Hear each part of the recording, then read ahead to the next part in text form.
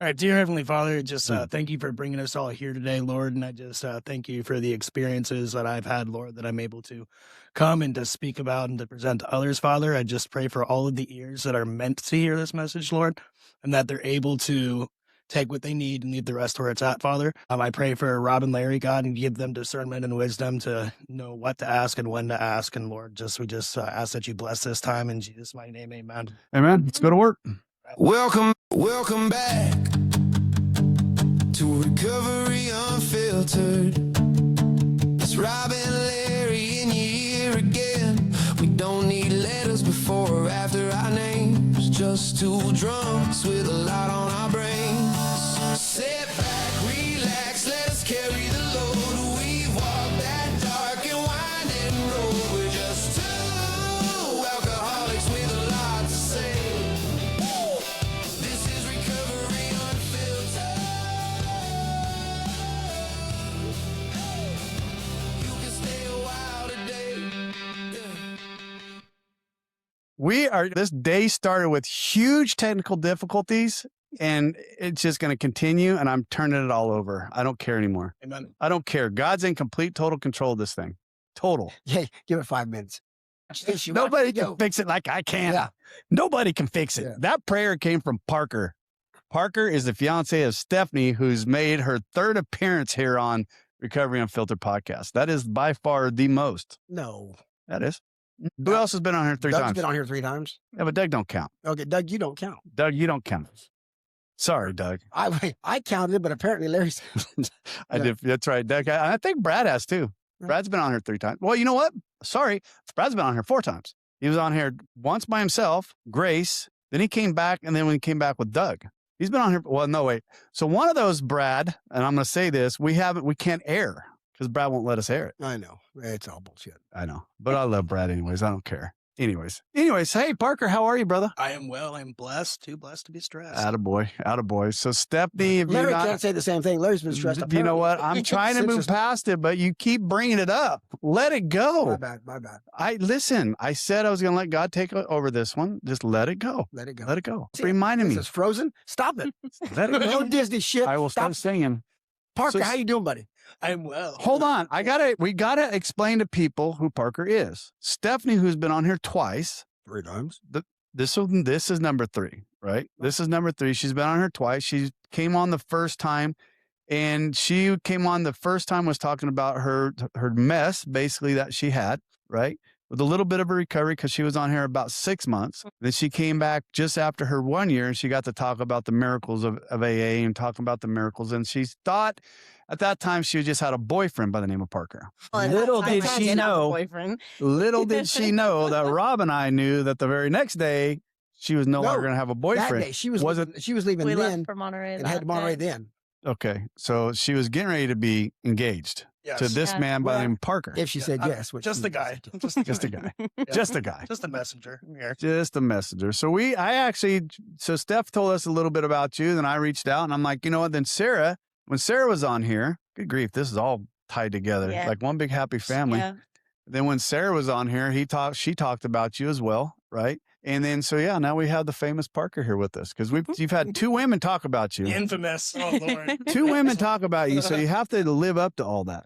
All right. So where do we start? Listen, this is your show. Guns blazing. This is your show. Where were you born? Where'd you come from? Talk about what it was like, what you did, and what it's like now. We get into the family dynamics. So I was born in Lexington, Kentucky. Attaboy. All right, come on. And my father was raised in Jackson, Mississippi, and lived in Stone Mountain, Georgia. And Talk about the Bible Belt. That's a South, yeah, baby. very, very South. And it's so funny because years later, I found out my dad actually went to the elementary school that Ruby Bridges was originally integrated into. Really? Yeah. So like my father is not racist by any means. So I don't know why I'm going down this tangent, but as I'm learning as I get older, I learn the cool things about my family and focus less on like the mess, right? More of the history of things are starting to come out. So very much a northern raised boy with Southern roots. Was raised in Ohio because he moved away from Kentucky at 3 years old.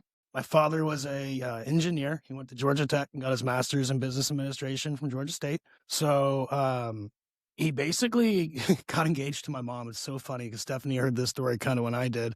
They said that our engagement was better than theirs. And I was like, well, what happened? Yeah. And my mom said, well, I told him I wouldn't move with him unless we were engaged. So like they had been like together for 3 months, and my dad got engaged and moved her to Memphis, and they went and started a family. But he was working for an oil company called Ashland Oil when we were in Kentucky. So my father had been offered a job to move to Ohio. So we moved there when I was 3.5. And where I grew up was very privileged. I'll use the word. It was very much a bubble. It was 98% Caucasians, Blue Ribbon School District, right? Like just all the way across the board. It was the one spot in that county where you would want to live if you wanted your kids to have like a definitively good future. So I grew up in a privileged area. Dad was working for Ashland Oil doing natural gas at the time, which is very rich in Ohio. It's all over the place in Ohio. You could frack and just make all kinds of money. Dad was traveling a lot, so he was never home. I can remember being a kid and asking my mom once, like, when can I go to work with Dad? And I did one time, but like, I remember that he wasn't around a whole lot. That being said, like, kind of his generation was if you're fed and everything, like you're fed, you're good, right? Getting into the mess a little bit, what I know now is my father's dad was a belligerent alcoholic. And Did you know him at all? no, he died of a car accident when my dad was like 19. Okay. So then I can get into that a little bit. My dad his dad died. He went to college, Georgia Tech, became an engineer, went and like made his goal to just keep his head down and keep moving, right? And I firmly believe that he never really grieved that properly or anything. But that's like what his goal was, right? Was to keep your head down. Since then, I've lost my dad's brother to alcoholism too. Wow. Okay.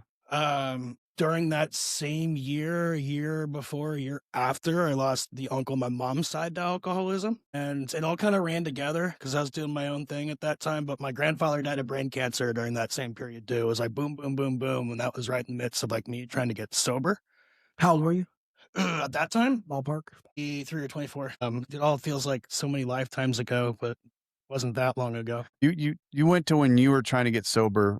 How did you get started? Let's back up a little bit. Let's get there. Yeah. Okay. So, first time I was ever high, I broke this arm playing soccer. Well, that's a nice little break. Yep. And I was 3 casts and like 4 prescriptions of Vicodin. And well, how old were you? Surgery. I was 14. Vicodin at 14. Yep. That'll ruin you. I remember getting in trouble at school because I was taking them. That will ruin you. I didn't see anything wrong with it because it was Right. prescribed to me or whatever. The year before that, I had broke this wrist snowboarding. So like my whole middle school career, I was basically Vicodin prescriptions over and over again. Once again, didn't see anything wrong with it, but it was like, I'd just take them. Right. And it was what it was. What year was that? That was So it wasn't 7 or 8. Okay. It's a little bit ago. And during that period, I also began to experiment with alcohol when I was around. Okay. Like that's the period like, oh, you steal beer from the fridge or whatever. So it was in the house. It wasn't at my house. Okay. I can remember different times of running across the street to a friend that I knew his parents had beer in the fridge. I knew their dog. It was a big German Shepherd. His name was Brutus. And I'd be like, hey, Brutus, and then climb through their doggy door and steal beer from their fridge. I can remember doing that. Outstanding. I didn't know that story. Oh, you're probably going to learn a lot. No, it's just I haven't thought about it in a long time either. Well, this podcast tends to bring out some secrets. Yeah, no, for what it is. I also had a neighbor that we called them snowbirds in Ohio. We know them very 3 well. months of the year, and they're in Florida like the other 9 or however it worked. And I knew they had a full bar in their basement.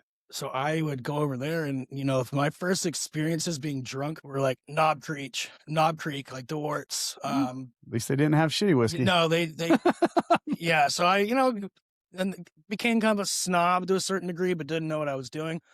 At that period, I can remember going over there and having about 4 to 5 drinks at a time. Obviously drinking. While they're in Florida? Yeah. Not a kid. They can't let that whiskey just age there, for God's sake. It's aged long enough. Yeah. Yeah. It needs to be drank. It's already dead. It doesn't need to age anymore, for God's sake. So, like, obviously, when you're that age, 4 to 5 drinks at a time is enough to bring you out of like what you would call being sober, right? And I can now identify that what I liked about that was the lack of feeling anything. At the time, if you had asked me, what do you like about that? I'd say I feel different, right? But it was that lack of feeling anything. So alcohol became something that I liked a lot, you know, but then was able to put away for a while. I became addicted to lifting weights was what I think really like kept me away from like wanting to smoke weed or drink a whole lot.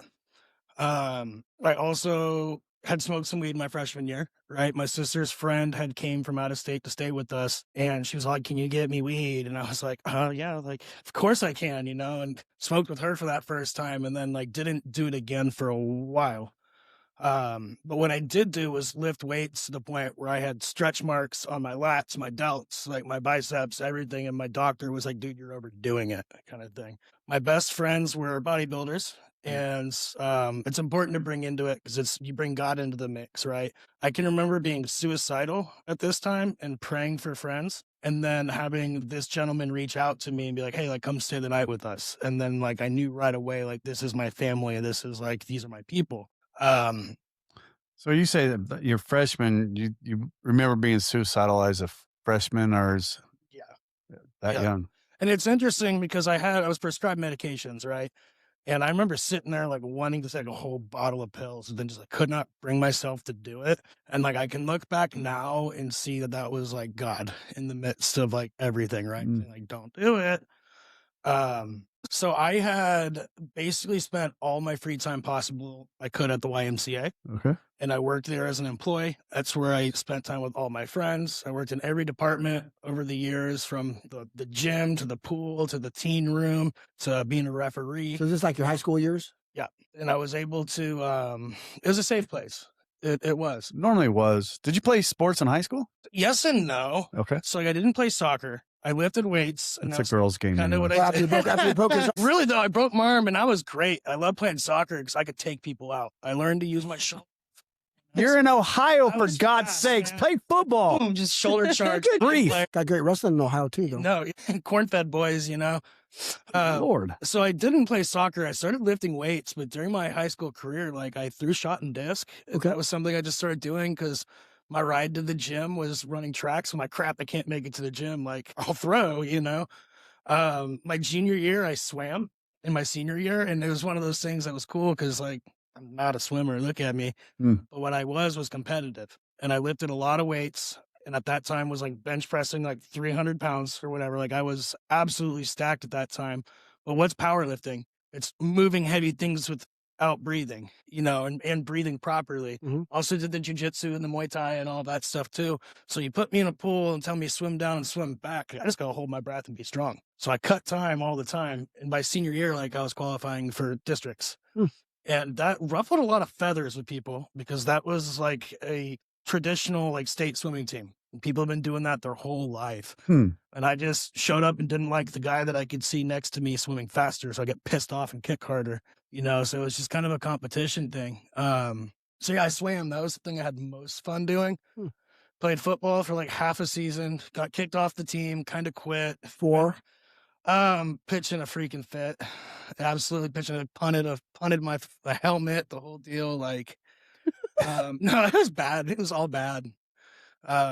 Yeah. So like, yeah, I got kicked off. I quit. It just depends on who you ask. I was done, you know, and when I went to the coach originally, he's like, I thought you were going to quit. And I was like, no. And then he said 100 hills. I got through like 20 of them. I was like, this, I'm done. You know, like, I'm out. Like, through this, man. Yeah. I don't like this sport that much. I haven't gotten a snap yet. This is not worth my time. Yeah. So I'll jump into my senior year because that's when the drugs began to like become more prevalent, right? What kind of drugs?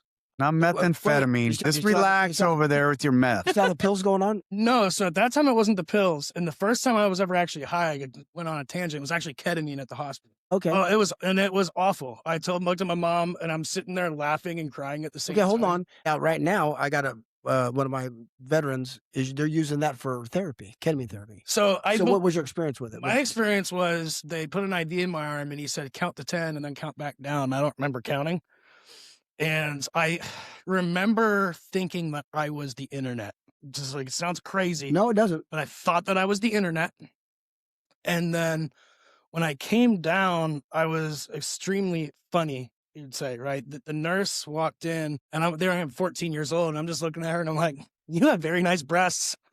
It's like looking back. Why not? The verbiage. It's the drugs. Blame it on the drugs. Drugs. My mom walked in the room, and I was like, what's up, girlfriend? It was like just all kinds of goofy. But then, like, on the tail end of that, it was awful. I was sitting there crying and then apologizing for crying. I'm like, I don't know why I'm crying. And then I was laughing and going, I don't know why I'm laughing. And just, I did not have a good time with it because I wasn't in control of anything. So I looked at my mom and said, I'm never doing drugs. And that was the biggest bullcrap lie from the pit of hell that I ever told, but at that time I believed it.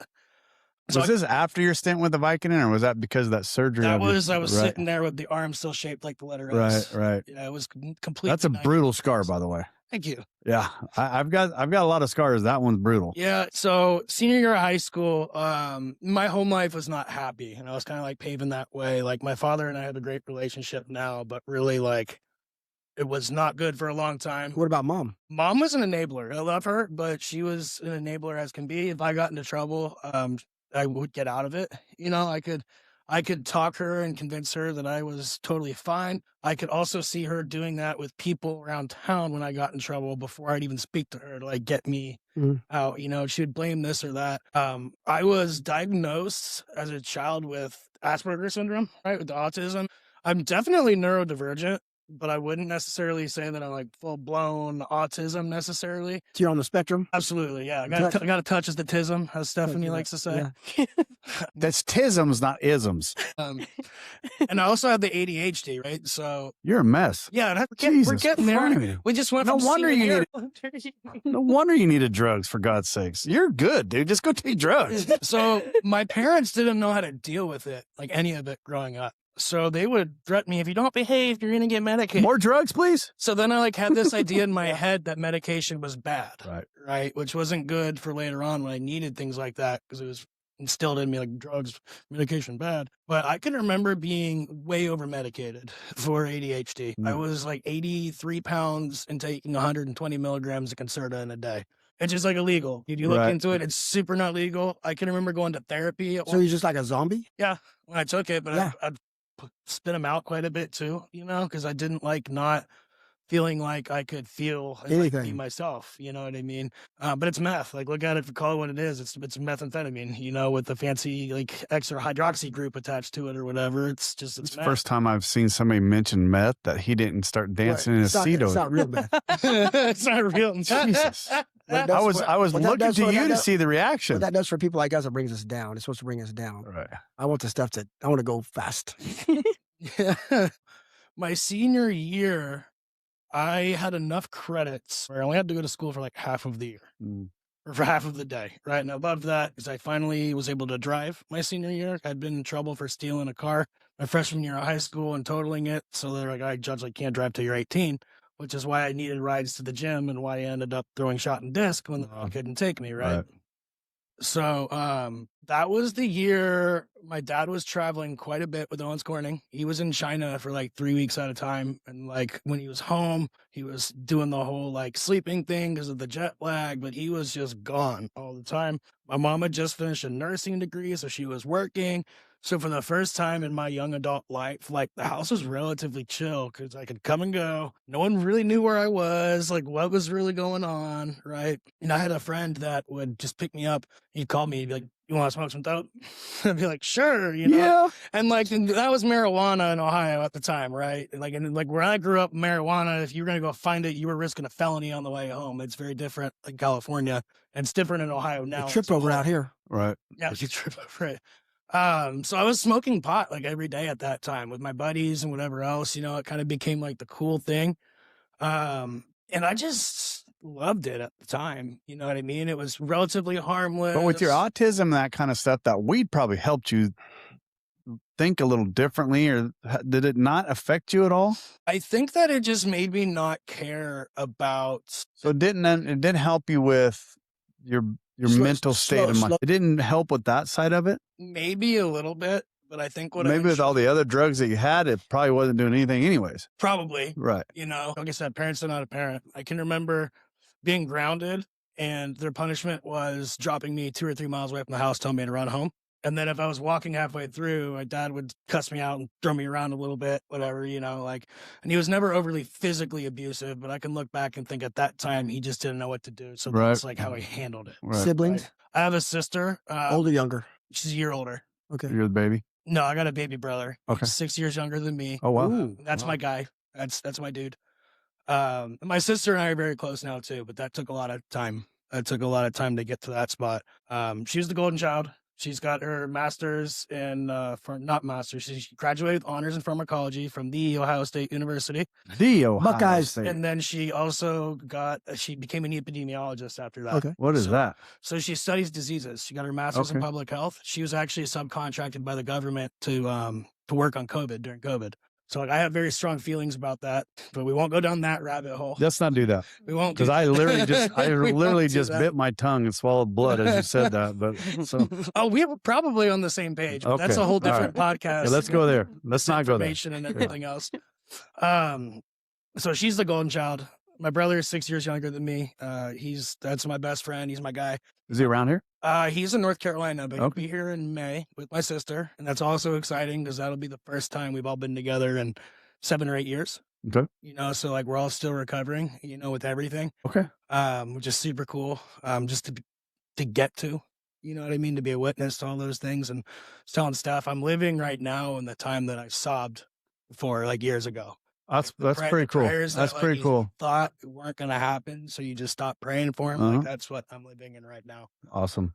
So senior year happened. I graduated, went to college that freshman year, and didn't have any life skills. Didn't have any like proper social skills. Didn't have any great skills. So what I was doing instead of going to class was sell marijuana. We were passing our ADHD medication like it was candy. Like of the 60 of us on the floor, 30 of us had different things. And it was Ritalin, it was Vyvanse, it was Adderall, it was Concerta, like you name it. It was just passed around. Like M&M's, baby. Pretty much. I mean, really, that's what it was. But were you selling it?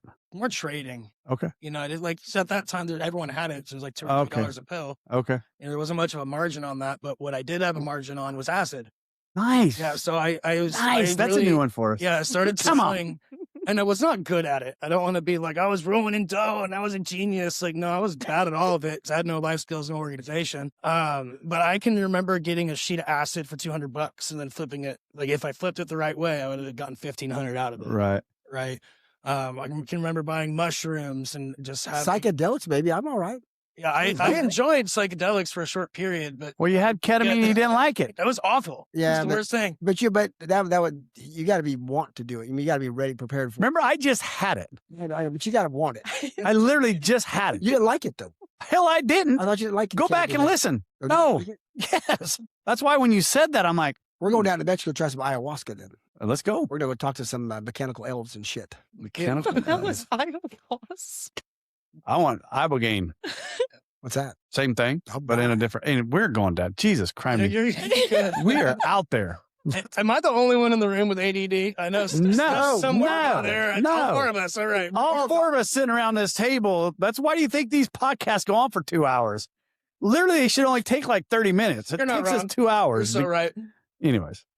So slinging acid. So it was selling acid. I was buying and eating mushrooms. Didn't do any cocaine at that time. Damn it. But I was doing a ton of... How come nobody does cocaine? Because it's a waste of fucking money. Doing a ton of drinking. That boy. I went to what we referred to as a drinking college with a Catholic problem. Mm-hmm. That's funny. I went to the University of Dayton. Okay. And that was coming off of the year where we were shouted out on David Letterman for having riots on St. Patrick's Day and stuff like that. Like that's something we did there was drink. And I can remember this is relevant. I can remember going to the nurse or for psych help or something on my tail end of that one semester that I made it through there and telling them that I would wake up on a Saturday and drink a beer because it would allow me to feel. And she looked at me square in the face and said, that's addiction.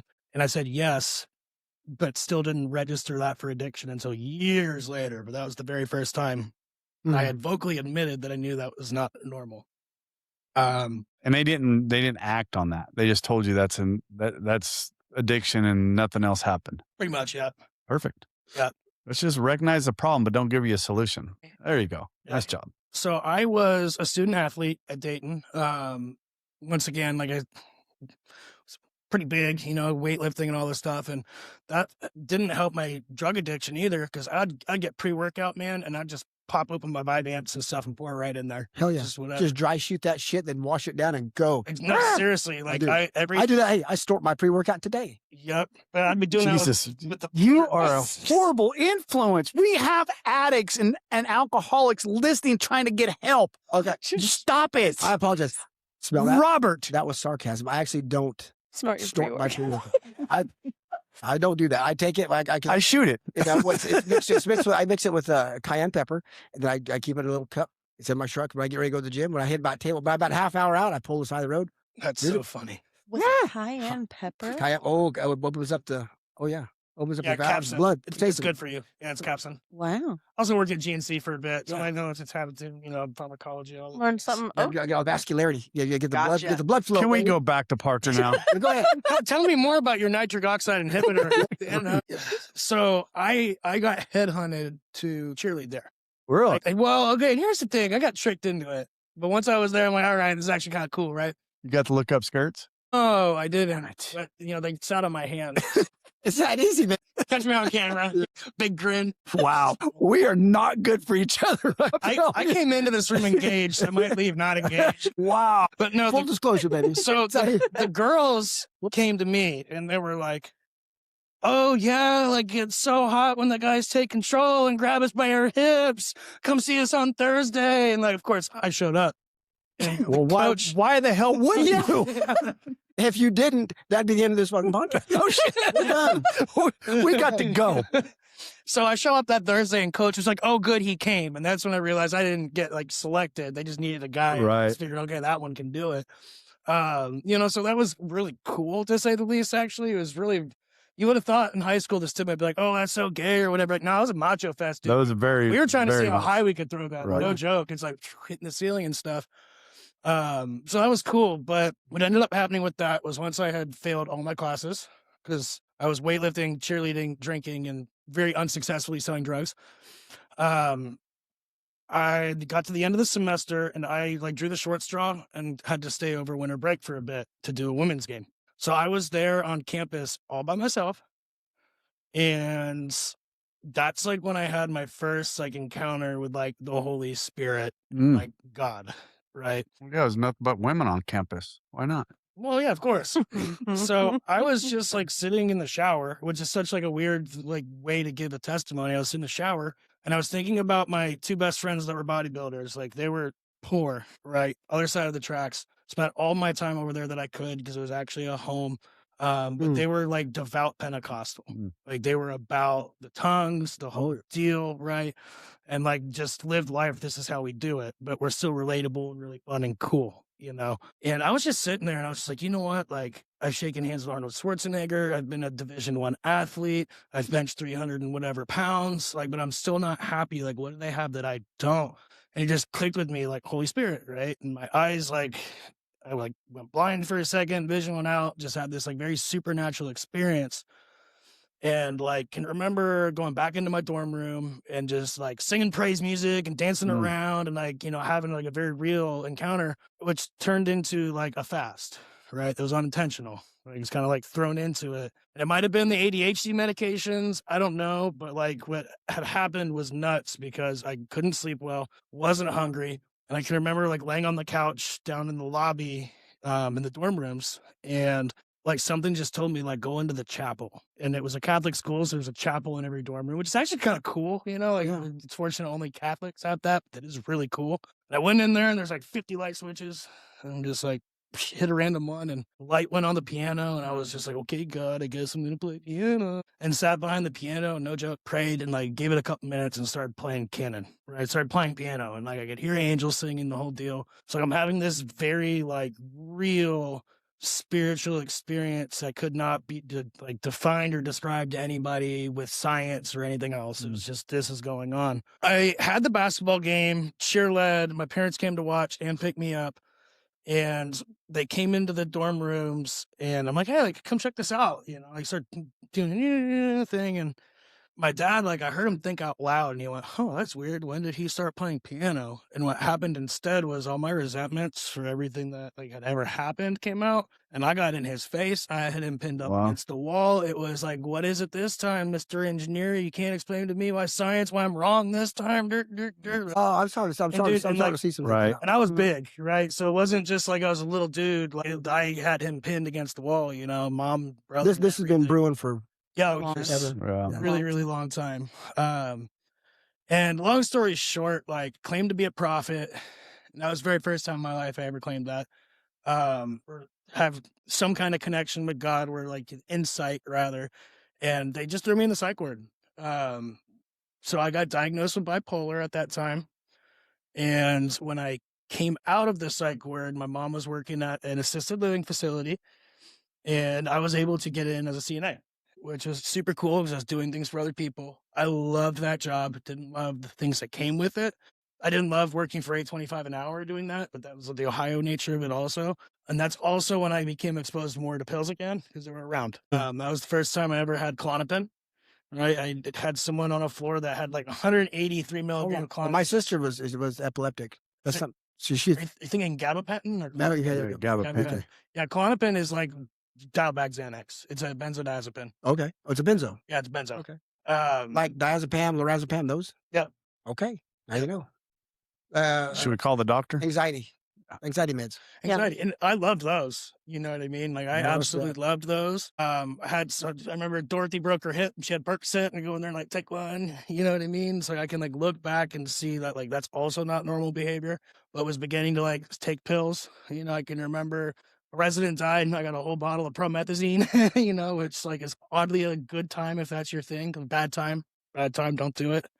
Bad time. But once again, like something that like I can look back and like, okay, that helped with anxiety, so I was stealing drugs, which wasn't a good thing. And when I had gotten out of the psych ward because of my spiritual experience, I also was just very much like questioning whether or not everything was real, right? Like questioning God, questioning my relationship with him. I'm going to back up for a minute. I want to back up for a minute, Parker, only because my his ADHD, my intuitive brain a little bit. So you had this spirit, this Holy Spirit, this spiritual experience that you had. Yep. Right. You had that, and your mom and dad came in.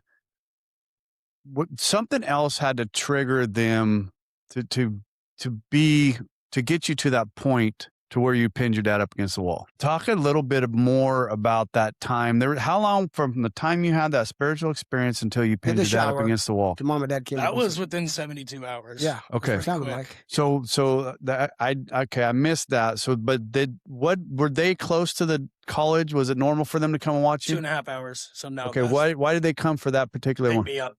Because I like had to cheer at the game. Okay. Then I was going to go home for winter break. So nothing happened. Nobody called them for. They were just coming to pick you up. They were just coming to pick you up. Okay. Yep. All right. Sorry. No, you're good. And it's just seemed a little weird to me that mom and dad wasn't involved in anything, and all of a sudden they're there. They're there. That's the only reason why I was asking. And they were there on it. They were there on as you were breaking down. So that's the only reason why I was asking that. Yeah, no. That's where I was at. And I'm glad you brought it up, because that did just set a flag in me to bring up later, because that date is significant. Okay. They came to pick me up. Okay. A date's significant. So I'm out stealing pills, doing drugs, all the things. From little old people that can't defend themselves. Checks out. Or dentists. Or the ones that have already passed. Let's go to dinner. And so from there, the next chapter is North Carolina. And my dad basically lost his job while I was courting, which was the job that like now he will acknowledge he should have left well before he did. Okay. And like and the way I hear it is that's him admitting that he wish he would have taken, been around more. Yeah. Sure. And that was very recent that had came. He's retiring next year. So out of nowhere, he's really soft, and it's answer to prayers. It's right. Cool. Right.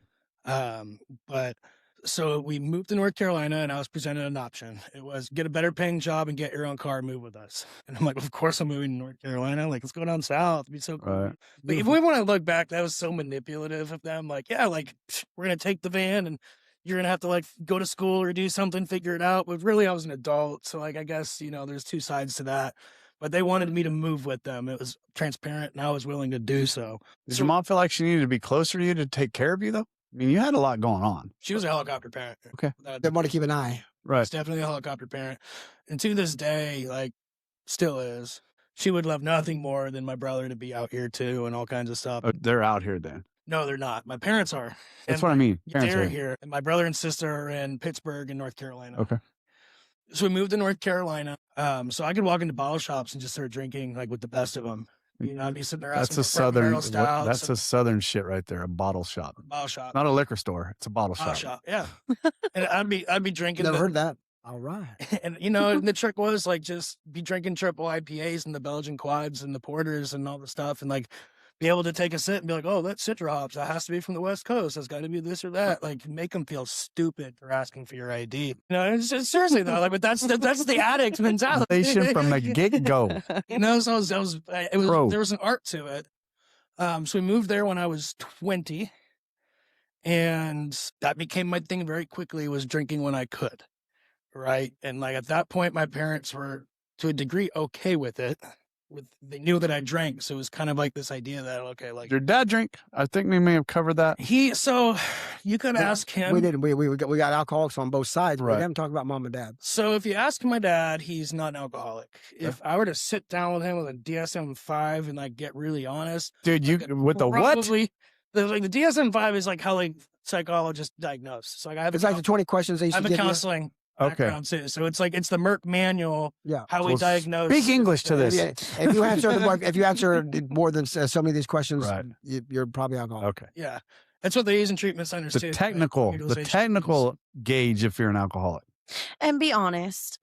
I'm sorry to interrupt, That's but be definitely- honest She's between allowed. the people that are in this room. What would you categorize your dad as without a DSM-5? Functional alcoholic. There we go. Absolutely. That's where I was wanting to get Absolutely. to. I mean, because he's a home brewer too. Yeah, okay. So like and then he's at home brewing clubs, he's in competitions and all this. So like one of the diagnosable features of an alcoholic is like thinking about using, obtaining, and making. Obsession, baby. Right. So there's one. You only need like 3 to 5 to be considered like, Yeah. mild, and then it goes moderate and severe. You know, I like, knocked them all out, every one of So- them. I ain't never heard of one until you just mentioned it. I'll have to get you a copy. It's a cool book. You Oh, I'll you can start guarantee you. diagnosing Rob here at the. Mhm. Well, there used to be a list of what? There was like 20 questions or 10 questions, and that kept going bigger. The list kept going. Then you get to this. You know, it's pretty simple. And the book, the big book, gives us one. You know, what happens when you drink? Not how much you drink or when you drink. What can you step up to the endurance Right. bar, try some controlled drink, and try it more than Yeah. once? Maybe with a Yeah. good case of the jitters, get a full knowledge of your condition. Yeah. You know, there's only one question you need to answer. Yeah. Not 20. Amen. So when I had moved to North Carolina, drinking got really bad for me, but it kind of was a slow roll. Right. Out of the gate, I'd got a job working for a construction company doing like remodels for homes and bathrooms and things like that. And really, I was the grunt. I was just carrying a lot of stuff. And, once again, someone at the gym was like, hey, like that was a really cool backspinning heel kick. You have really good, like, this or that. Like, you should come work for me. Come see us. Like, and that was actually how the conversation went, weirdly enough. Guy's name was Richard Boyle, Boyle's Home Construction in High Point, North Carolina. Yeah, so I was doing construction. I'd get off and drink. You know what I mean? Like you do. And Construction. Exactly. It was what it was. I'd Right. also smoke some weed. You know what I mean? Just was like what I did. Fast forward a little bit, and my mom's brother was living in North Carolina, or Florida, where they had grown up and was struggling to keep a job. We didn't know why, but what my mom wanted to do was to open a custard store, frozen custard, which is the tits, by the way. If you get to try real frozen custard, do it. It is so, so good. It's a premium frozen dessert, lower in fat, calories, the whole deal. Where? I love fat. Rat. I love fat. I love high fat. I'll find one for California and I'll send it to you. But Okay. usually they're like Wisconsin, like Ohio. If you ever make it to Tennessee, North Carolina, or Florida, I can throw you some resources. Let's start making our own. Just threaten me with a good time. Yeah. You can buy it at the store. It says frozen custard right in the frozen, right by the ice cream. Yeah. So my mom wanted to start a franchise, and we did. And like we were very successful with that. But we had partnered with my uncle, who had decided to come up and live with us and run the business with us during that time. And But by this time, you already had an uncle that died of alcoholism. no, this is one of the uncles that's dead. This is the one. Yeah, it's one of the dead ones. Okay. Well, both of them are dead, so I only had 2. I don't mean to make that sound funny. It's just, No, I got it's, you. it is what it is. So he moved in with us, and he would buy a handle of rum, and he'd go through that son of a gun in 2 days. And like Sounds about right. he's a big dude. Like he was every bit of like 350, like 6'4". He's as tall as your brother, but put on a good 150 pounds, and that's what you'd have. And that wasn't gonna work long term. Obviously, we didn't know. My grandparents kind of pretended like they didn't know or had no idea, but it's kind of like this Plain is where, stupid. yeah, to a certain degree. Like Right. I think they knew, or at least had an idea, or in denial. Right. So that ended up not working out. During the time of like building out that business, I can remember doing demo with my dad. And that's what I was doing like during the day anyway. So it's cool we got to do that together on that building. And then going to the bottle shop, 2 doors down, or the bar, and having beers together. And it was what it was, and like I could have 1 or 2, and it made me feel like an adult. Made me feel seen by my dad. And I remember that very first time we went, we had a conversation that I'll never forget. And like the way that he presented it was also kind of funny, but bear with me here, it gets good. He looked at me and said, "Son, if I hadn't got married and had 3 kids, I'd be sitting on $2.5 million right now." I'm just sitting there like, did you just say to me out loud? You know what I mean? He goes, I got mechanics that work for me at Energizer and make $100 an hour, and they're miserable. He goes, I get to come home to a wife and 3 beautiful kids. Trying to So give like, you some wisdom. there was Give you some like a wisdom. really like Right. happy ending to that. But it's like, why did you even have to say the first part? It's like, that didn't sit well. And I've talked to Seth about that conversation. That was very impactful to me, like how he shared that, but what he had said at the tail end. So yeah, I started drinking with my dad. And then I also knew that I had positive reinforcement if I could produce alcohol in the house. Like if I came home with like some fancy beer, he'd be drinking with me. Nice. Right. So it wasn't like, oh, I've got a problem. It's like, nah, we're all in on it. Misery loves company. How old were you? Were you still about 20 here, or did you turn 21 yet? I was still 20. Okay. I was still 20. And the way God works is crazy, right? My first 6 months I was living there, I got a call from a buddy that I used to smoke a whole bunch of weed with, I graduated high school with. And he said, "Hey, man, have you ever heard of Oak Ridge, North Carolina?" And I was like, "Yeah, dude, that's 15 minutes north." He goes, "My dad just got a job like as a VP for BB&T Bank." He's like, "I'm moving there." So like, not only did I have a friend from high school, I had a drinking buddy and a smoking buddy and a tripping buddy and, whatever else. 15 minutes away. Yeah. And Did they not have meth back east? What the? Dude, We're getting there, right? I was still a kid. I grew up in the privileged area. We That's didn't right. do the methamphetamine. he wasn't in 8 Mile. We just got prescribed. Just got prescribed it too. So Garrett was down there with me, and that was cool to have a friend. That's somebody that to this day like does not talk to me anymore, which is for the best, or I guess I don't know. It's on his end. Not all amends go the way you think they would. That's right. And I've had like 2 in my life that have stuck with me, and that's one of them. But let's see, still 20, turns 21, and had one of my drinking buddies from Ohio come visit. The summer before I moved, I went to his dad's house for the annual tractor parade. And which is basically, everyone with a tractor would drive around the neighborhood and wave flags and they drink beer. And that, like, the idea for that started in Ed's hot tub, which is his dad's next door neighbor. They were having the drink of the night, getting drunk one night. Like, you know what? Next year, tractor parade. And then it became a tradition that I like also became indoctrinated into of every year we're going to do a tractor parade. And we were sitting there getting smashed in the hot tub. And he looked at me, he said, "Bro, when you turn 21, I'm going to come celebrate with you." I'm just like, okay. I just thought he was drunk, right? And then like the week before I turned 21, he's like, "So like, bro, I'll see you next week, right?" So I had a buddy come down for my birthday and celebrate my 21st with me. And that was the first time I know for a fact that I blacked out. For a fact. The summer before I moved, man, I was ripping loose that summer before I moved. I actually quit the CNA job, got in an argument with my mom when I found out we were moving. And like, really, I can look back and see that like I didn't want to move, and I didn't want to like work every day and not like make the most of the time I had with people. So I got in an argument with my mom. She's a charge nurse up there. I'm like, "Oh yeah, well, I'll go quit." And she's like, "No, you won't." I'm like, hopped in my minivan and spun all 3.5 tires, getting to the, my DON's office. And I told her, I said, "I'm done after this weekend." Said, "Out of respect for you, I work Saturday, Sunday, because you can't get coverage, but then I'm done." And she asked me, "But why?" And looking back, I know she was going to offer me more money. And I'll never forget me looking in her face, said, "I'm sorry, Jackie, but this place sucks," and walked out. But like, I was doing the job of 3 people. I was coming in stoned, drinking energy drinks. But that summer, that opened up the ability for me to spend time with people. right? Whether that was Garrett or my buddy Alec, which is the one that would smoke weed with, that had the truck, would pick me up in high school. But I had a friend named Logan who like popped in and out of my life a lot. First time I met him, I was 14. Had got his phone number from the music store. He was a drummer, I was a guitar player, and we'd hang out, you know. The next time I ran into him was when I was 18. I got kicked out, which really I moved out. I was sneaking out, going out and drinking all the time and coming back wee hours of the night or whenever. And my mom called me one night and said, "Don't come home." And I was like, "Bet." And just turned my phone off. I'm like, "Dude, you can play at that game. Now, if you're gonna like say some shit you don't mean, like watch me mean it." You know, Yeah. watch me disappear. So next thing you know, I was living at a party house in downtown Newark. It was a loft apartment overlooking the square. We were above a music recording studio. That was the summer that 21 Pilots were going on a world tour. And I remember that because the sound engineer at that studio was their drummer. They're from my hometown. They're from Ohio. They're from Thornville and Columbus. And Logan was like part of that circle. And he popped up. I'm like, "Dude, Logan's here?" Like, "Dope, dude. Like, been a minute, whatever, yada, yada." And we drank a lot together. That's something him and I did, but we also talked about Jesus quite a bit. That was something that we talked about a lot. We'd be sitting at the bar, and he was 3 or 4 years older than me. So, like, if he was sitting there drinking and he looked like a baby, they weren't going to card me. Once again, like, I learned that, like, reinforcing behavior. If you act like you're supposed to be here, people won't say anything. So we were in and out of bars, the whole deal. But that summer that I moved, which was when he came, like, back around, is when we'd spend more time together.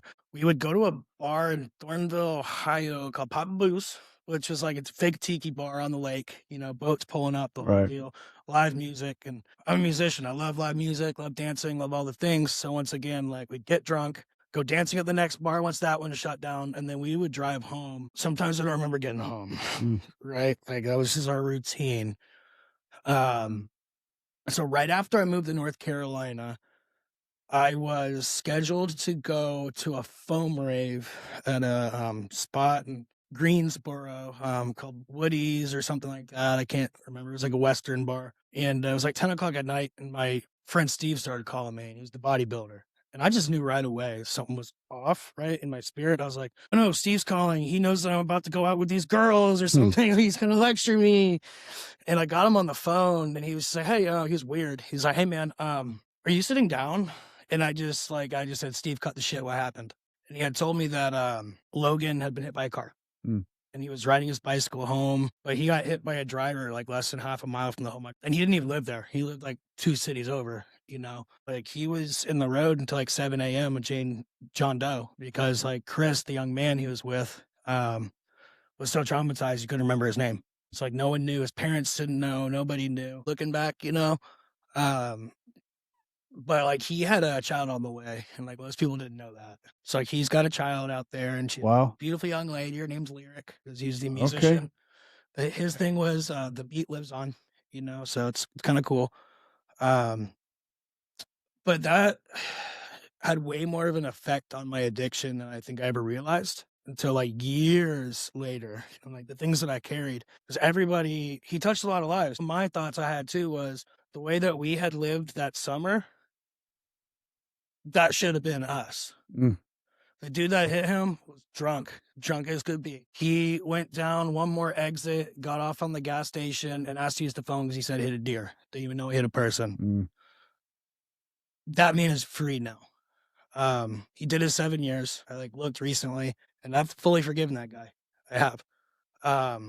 But like that very well could have gone the other way. And like, who do you tell that to? Right. In the midst of everyone being mad, it's like, well, so I carried that for a long time.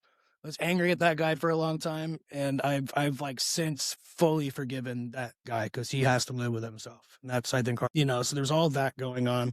My uncle, being an alcoholic, moved in with us, and he was like, he's got the rum going on. He's got the handle every 2 days. And misery loves company. So like here I am, 20 years old. He'd take me to the bar. We'd drink all night and drive home or whatever. Just misery loves company. But that was somebody that like I looked up to a lot. That's the person who introduced me to fishing. How much older was he than you? My uncle? Yeah. Was he your mom's probably little 20 brother? or 30? Yeah, Okay. Little brother. Okay. Little brother, probably 30 something years old. Okay. Maybe 30 something. Ish, maybe 20 something, I don't know. Introduced me to sushi, you know what I mean? And like I didn't have a lot of great male role model. My dad, it was a great male role model in other ways. So like I gotta, You know, the Bible says honor your parents, right? Mm. Like I believe that they did their best, and I've like since had a lot of revelation about like the years to come and the positives I was able to take from him, you know. So like I don't want to be like, oh, dad's the worst. But I didn't have a lot of like cool male role models around, right? And he was one. Like I go visit him. But even when I go visit him, I can remember like he'd disappear. I'd be sitting there on a sofa chilling, he'd disappear for a few hours. I remember his roommate telling me one night he was out there drinking. Hmm. You know, I was a kid and like I remember that. You know? Right. So like kind of one of those things that when I saw it, I knew what it was. But him and I's relationship got very bad because what happens when you're living in the house of your brother-in-law, whose dad was an alcoholic and his brother is an alcoholic, he knows you're an alcoholic. Mm. So we drew attention to that, and he was going to work, and people that were working for us were like, he smells like alcohol, right? It wasn't a secret. Like it wasn't a secret anymore, rather. But Right. what do we do when we're alcoholics and somebody starts saying you have a problem? Hide. Blaming. Right, You so project. then it was, well, Parker's smoking weed and he's a drug addict and this and that and Okay. this Start and throwing that, you know? under the bus. Yeah. Yeah, you know, and like, although half those things were true, like at that time, like things weren't super bad, you know, just the drinking was not good, but I wasn't smoking crack, wasn't smoking meth, wasn't eating handfuls of Xanax at a time. We'll get to that. The meth is coming, Yeah, Rob. the meth's coming. Hang tight. My recovery has chapters, right? Some people are like, what's your sobriety date? I'm like, which drug? Right. Right. Okay. 'Cause I had to like do that, you know. So Uncle Anthony, that sucked, man, because he's dead. And the way things were left with us was not good. I had tried to leave him a voicemail and be like, hey man, like, he's your favorite nephew, like, how are you or whatever, after he had moved away into Florida, you know, all that stuff. I never heard back from him. Mm. And He's lost in his disease. man, it sucks. They found him like 2 weeks after Thanksgiving. That's the one that really sucked, you know, family wise for me. And traumatic. Even for a 21-year-old, that's traumatic. I might have Even if been you're in 22 disease. or 23 Yeah. at that time. Yeah. I'm like, I'm giving you the details, Right. you know, and then the story will start to mesh a little bit more. But that relationship was hard for me because that went from role model, hero at times, fishing hero, right? Owned Porsches, owned boats, did this and that, bachelor, you know what I mean? Could do what he wanted, to just realizing like, oh wait, that perception was bullshit. Now he's dead. And like, I've made peace with it, but like, I feel for him. It's sad. You know, it's really sad that we as a family didn't know how to support him better at the time. Because, you know, if we look at everyone involved in addiction at that time, like, and we'll get to my part where I had to go away, you know. But I like to think if we all had better people, empathy-based, compassion, and people-oriented skills, then he would still be here with us. Okay. You know, but at the same time, you can lead a horse to water, you can't make it drink. Absolutely. You know, can't do the shoulda, coulda, was. You can't. So having that falling out with him was hard, and yeah, I was smoking a lot of weed at the time, and I fell into a cycle of being that bachelor, being somewhere new where nobody knew me and I could just be whoever I wanted to be in that moment, right? When I moved to North Carolina, I decided to reinvent myself to Okay. a certain degree. Okay. You know, it was the weightlifting, it was everything else, Right. but then it was the drugs, the alcohol. And with that came like being a ladies' man, Okay. you know, and one of the ways that and my genius manipulative mind figured that I could meet women was Craigslist, Okay. right? And I'm just like, dude, I'm 21, I'm stacked, like bald, got the beard. I'm like, there's some 40-year-old lady out there that definitely wants to get it on this, you know. And I'm like, I mean, statistically speaking, I knew that I was right, so I put it all out there, and did end up like going down those rabbit holes, you know. And there's like, I'm not going to glamorize any of that because never did any of those things ever like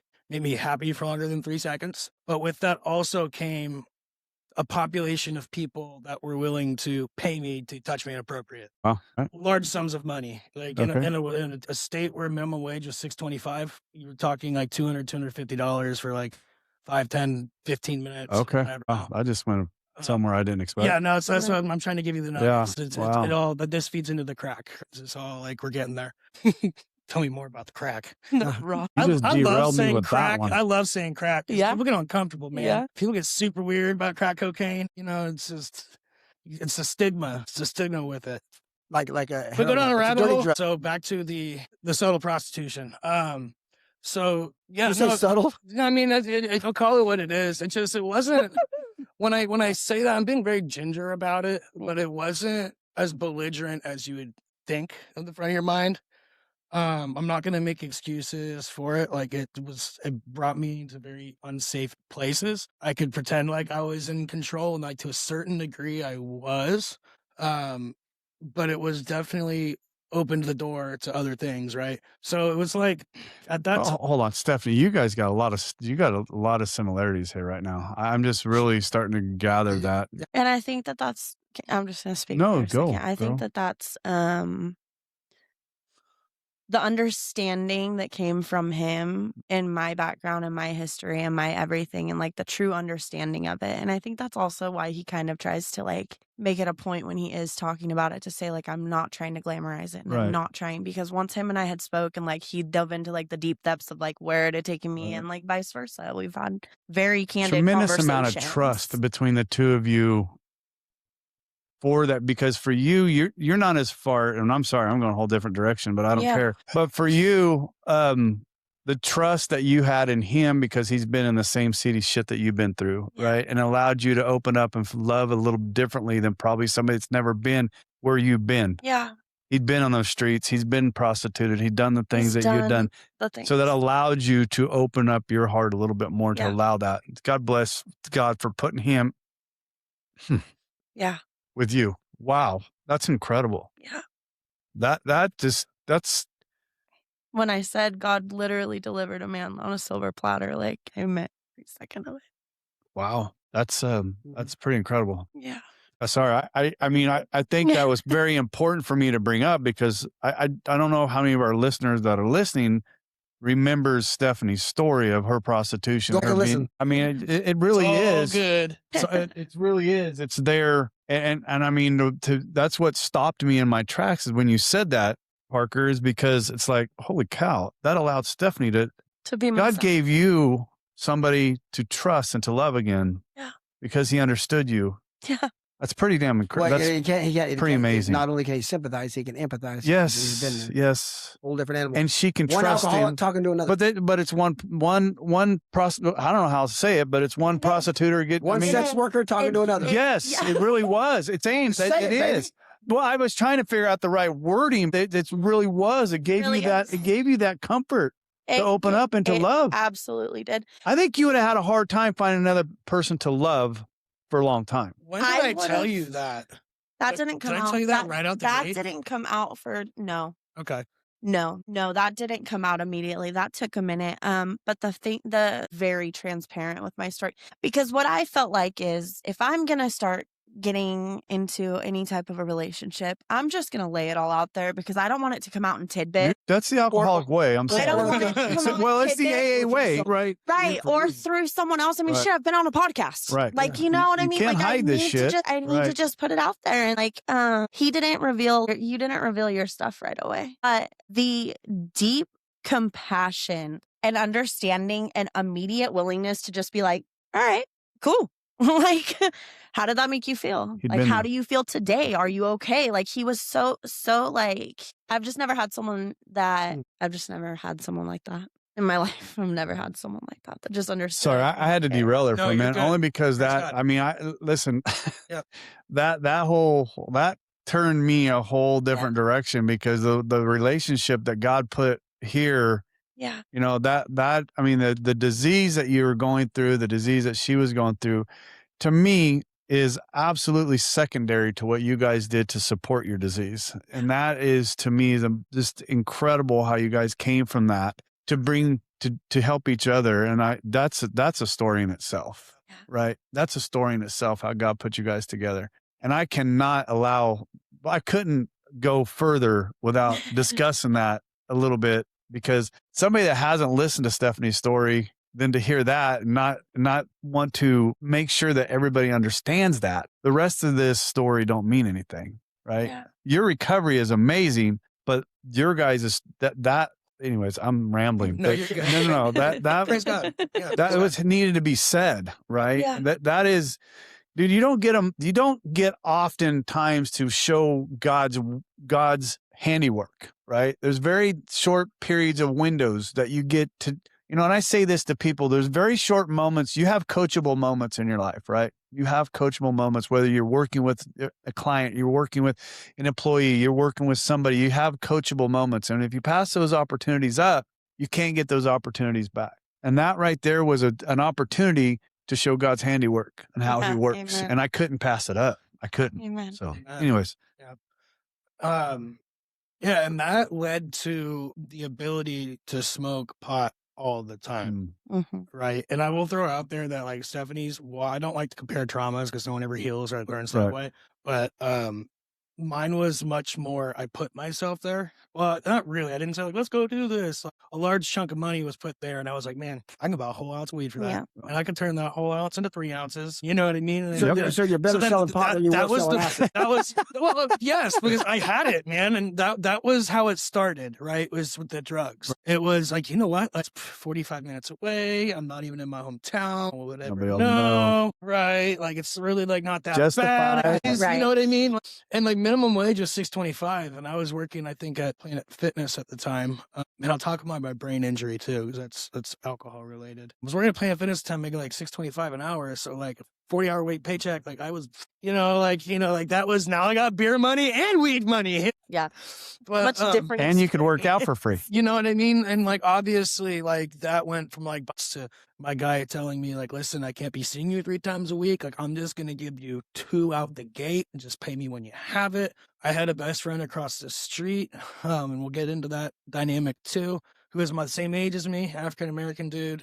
His mom, I now call Mama Beth, and she's coming out for the wedding. Like, awesome. Played a very serious role. That family played a huge role in my walk and my growth as a person, cultural diversity, like the whole thing, like learning, educating, and just growing. But Mama Beth raised like 14 kids. Her sister was a drug addict and overdosed and died. So she raised all her kids and all her sister's kids. And she looks white as can be, but she's Hawaiian and her whole family is African American. And you ain't going to tell Mama Beth that she ain't black because her great grandfather was actually black. And you look at the family. So it's like one of those things, right? Like, so it's a completely different household.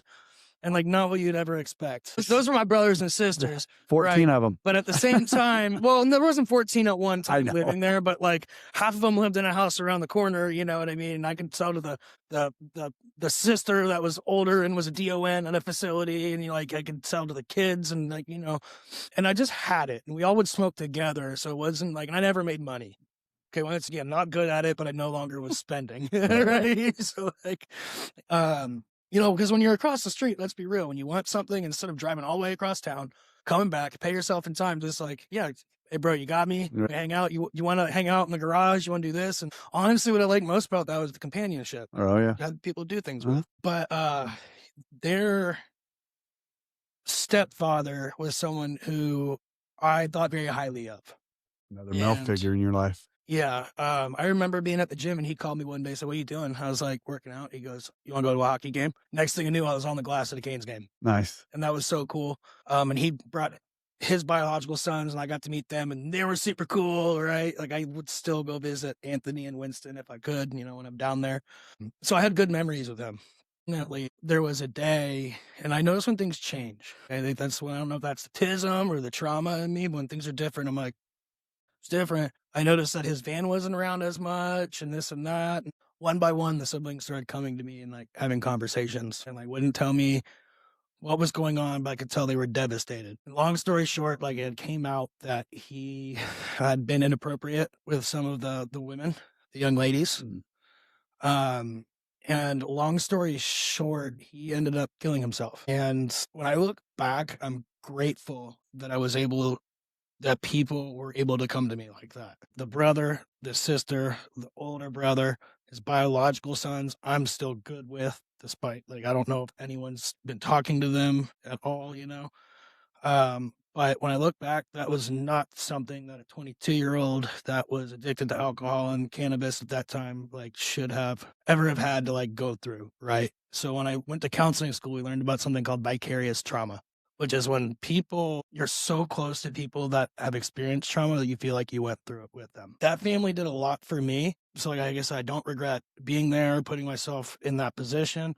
But at his funeral, family was sitting over here. I got there late for some reason. I don't know why. So I wasn't sitting with the family, but I was like family to them. Part of the family. And then they adopted me essentially later. And I'll never forget Mama Beth when they're walking out. She's walking and she stopped when they were all walking out and walked all the way across the congregation just to give me the biggest hug. August 2016, I got a DUI and I was leaving the bar that I played guitar at. I was part of the house jam band, so I got 50% off drinks. I could get drunk for $10 because I'd be like $2 Jameson's. All right, shit, let's do it. You know, my favorite beer was a Golden Monkey, which was, well, it wasn't my favorite beer. My favorite beer to watch people not prepare for it. It was 9.8%.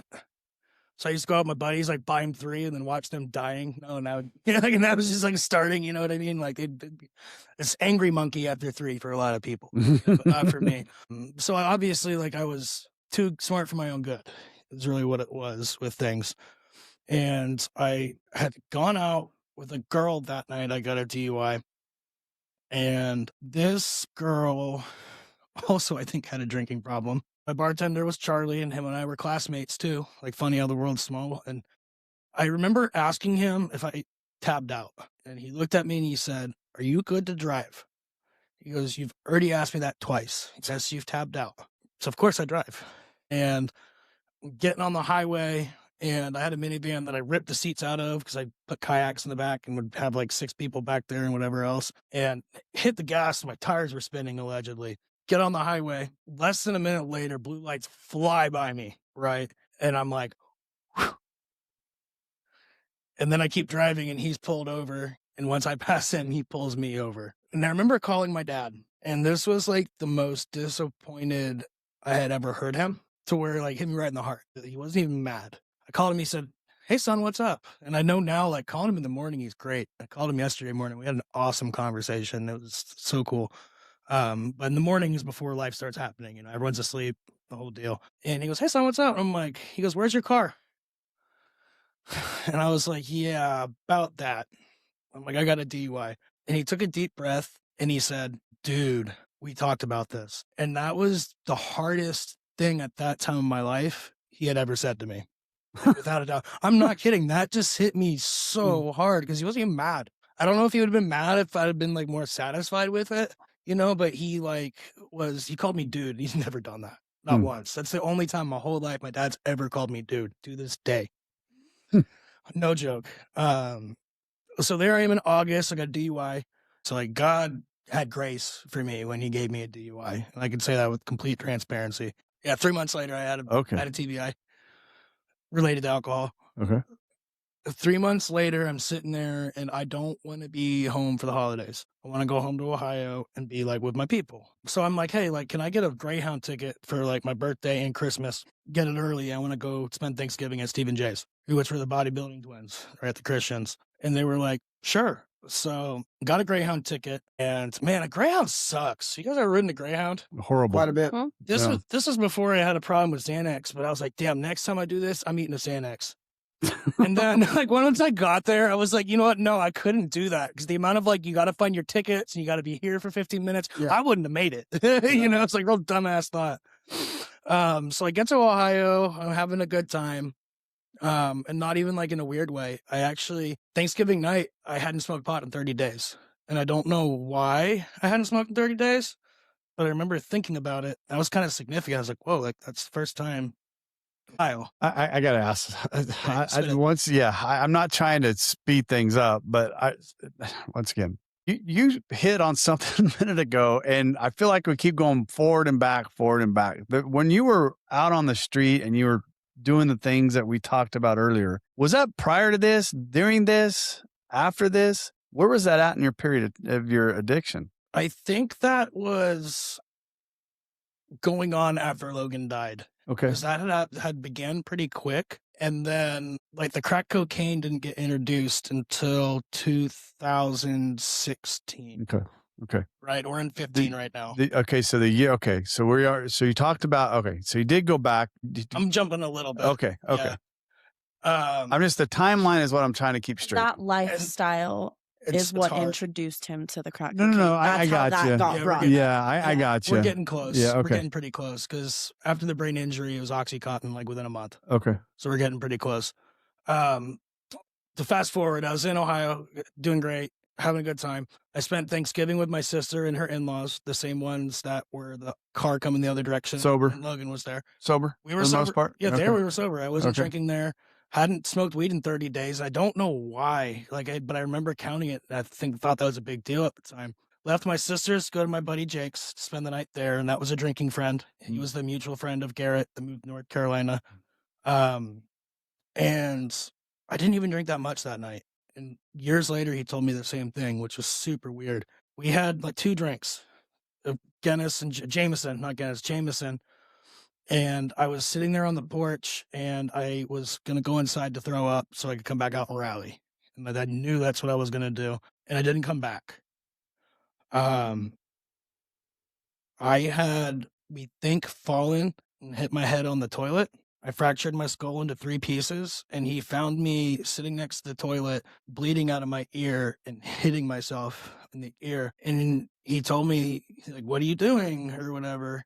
And he said that I had heard something pop and I was trying to make my head pop again. And what that pressure I was feeling was Your brain swelling. brain swelling. Yeah. So I remember waking up in the hospital and I was looking at a doctor and I'm like, what's going on? He said, you're getting a CT scan. You might need open brain surgery. Mm. And this was the first time in a while that I had practiced radical acceptance. I was just like, all right, God, like I'm bald. If you're going to put a question mark shaped scar on my head at this point, there ain't shit I could do about it. This is on you. Well, it's on me, but like it's up to him. Long story short, the swelling stopped. Didn't really have an explanation for it, but it did. And my dad had to drive all the way up from North Carolina to pick me up. Mm. I had also been prescribed Percocets for a while in there too, because I had teeth surgery. So I was born genetically missing all my teeth. I only had the front 2. Jesus Christ, what the Yeah, hell all that's was wrong with you? I told you, bro. Jesus. It might go over 2 hours. There's a lot. There's a lot in there. So I was prescribed Percocet because, oh shit, we'll roll it up. We'll get the No, Jesus I'm into not it. trying to rush you. I'm just telling you, you're at an hour and 40. Yeah. And we're at 21 still.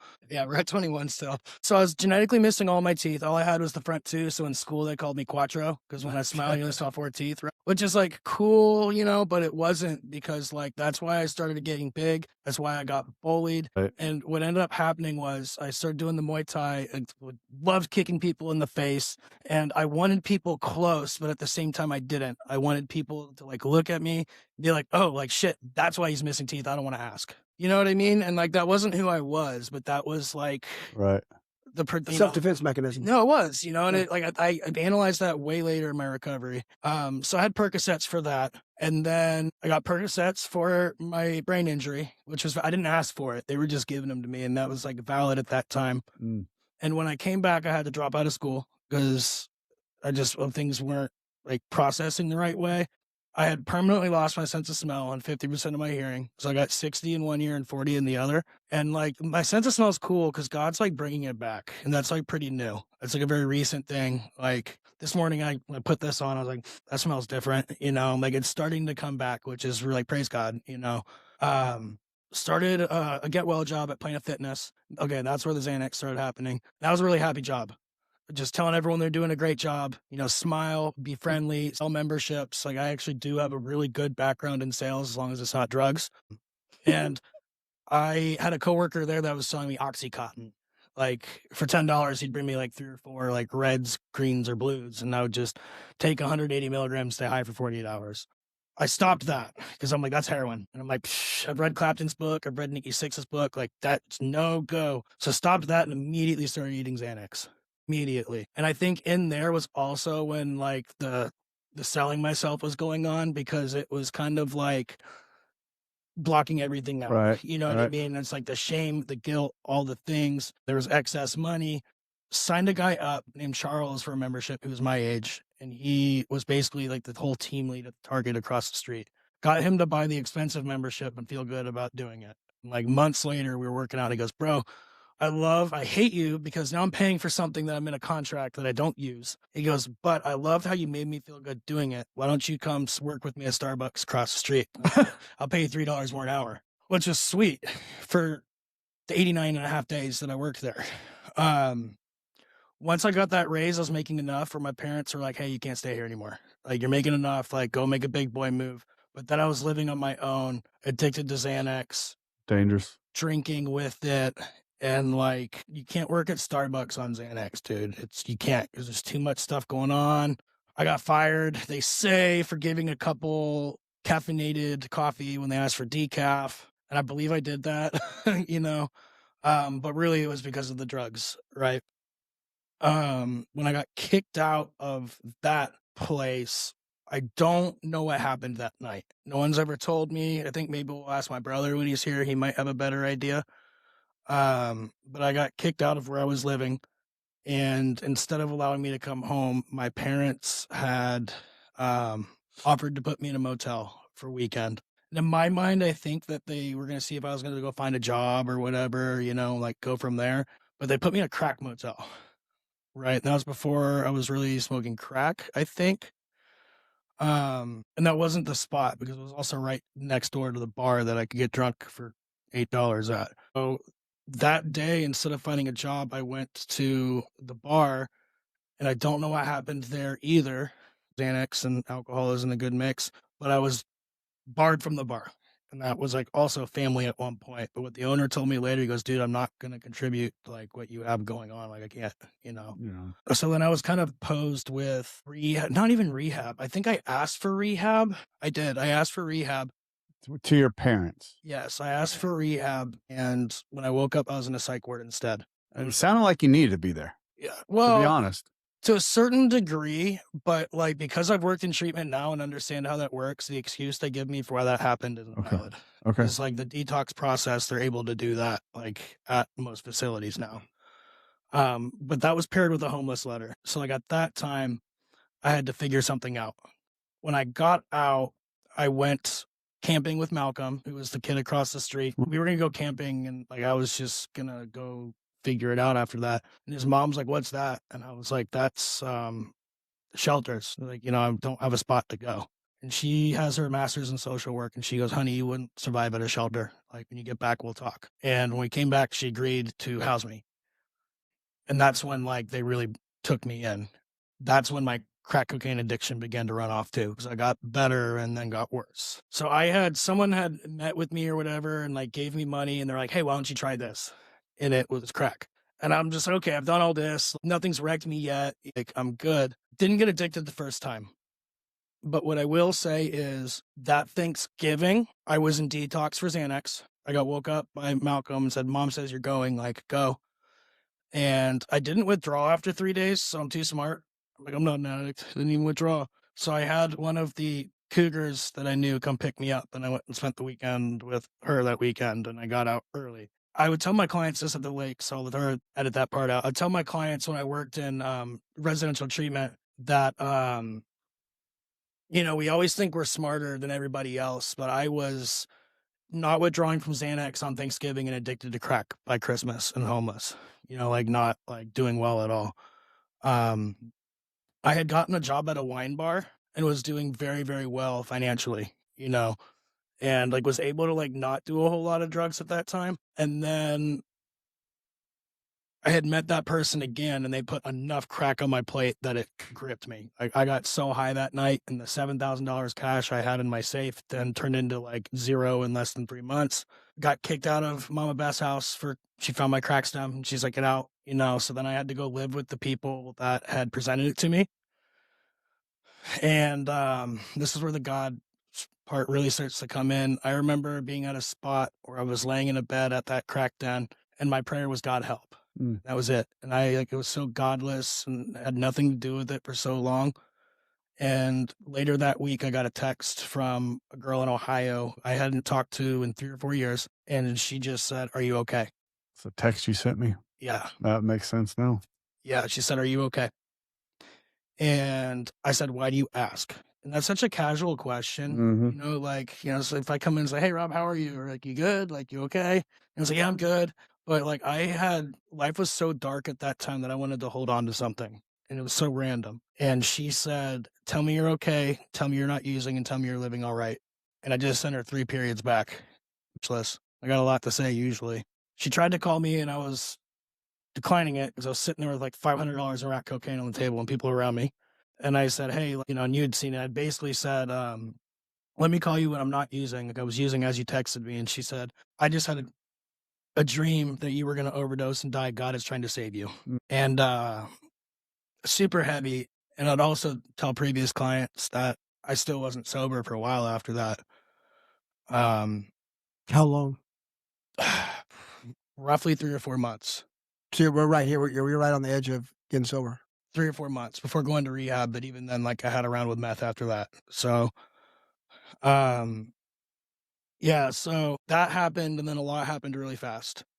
I'd lost my job at the wine bar. I was still working at the wine bar while living in this crack den and like was able to do that. I was also working a security job on the weekends at a bar and like was pretty good at that, honestly. So I think, and Fuck, you could have been Superman at that point. You didn't. I mean, you're Fuck.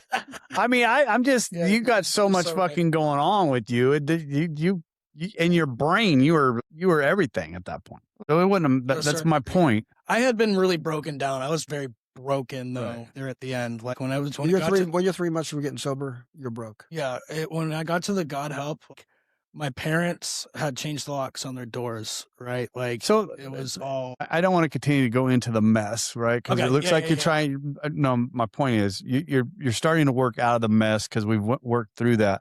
But I think there's a lot being left out because in my mind you didn't do enough to get kicked out of your parents' house, right? So just telling that we know of. That's what I'm trying to get to, and I don't want to go back into that. Yeah, you're right. But you know what I'm saying? I just want to make sure that you just think. Okay, that's all I wanted to hear from you. It was good. Right? Yeah. Okay, that's all I wanted to hear from him. They locked the doors and stuff. Right. You did. They just didn't lock the doors because you got a DUI. Yeah. Because at this point you got locked out of it for having a DUI, and that's not why you got locked I started taking handfuls of Xanax and like getting angry, showing them and stuff. Yeah. Had you stolen from them or done anything like that?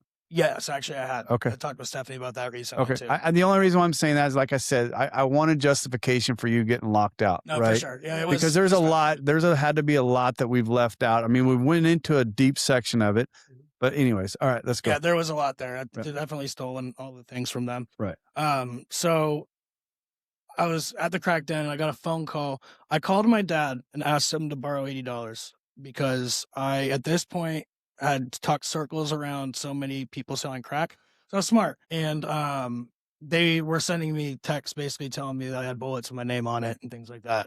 Because you owed them money? Yep. It was only $80, right? And my dad laughed and he said, son, you better ask God for help. Only he's going to help you now. And he hung up. Right after, I'm sitting there frozen. And the next phone call I get was from the wine bar that I was working at. And they fired me because it was obvious I was under the influence on the job, basically. So like after getting that text from Emily and those two things happening, I knew like I have to get back to Ohio. Because I'm gonna get killed here. I burned all my bridges. Like I need to get geographical change. Yep, that's what we call it. And that next 2 weeks was wild. Had been drugged and woke up in an RV where someone was passing a brick of a white substance that I still don't know what it was. And then I got left on the side of the road on the way there. I had to hitchhike back to a certain place. I'm fast forwarding this, and that next day I was at a house and someone was shooting heroin and I watched a lady die, which is something that like will change you too when you just watch someone die and know you can't do anything about it. When we were leaving, a dude hops in the car. He's like, let's roll. That was my aunt. My fingerprints were on the bag. I gotta get out of here. And I was just like, yo, you just killed a family member and that's what you're worried about? Yeah. So the like drug addict. God was showing me like the real deal, like of what this was leading to. This is where you're headed. Yeah, that's seriously though. This is where you're headed. And what got me, and I weirdly enough, shared this detail with Stephanie's mom at one point, but just like only the nugget that mattered. I was at a crack den, I think that same day, or they were shooting heroin. So I wanted crack and I was broke. So everyone's shooting heroin. I'm like, this sucks. Like, never did heroin, but a guy pulled out a picture in his wallet, said, look at this wife and kids I used to have. And he was bragging. He really was. Sure, he was. And he was like 45. And at that time I was 22. And, I'm a math guy. I'm like, shit, for every one day I've lived, I've got that many days to not be there.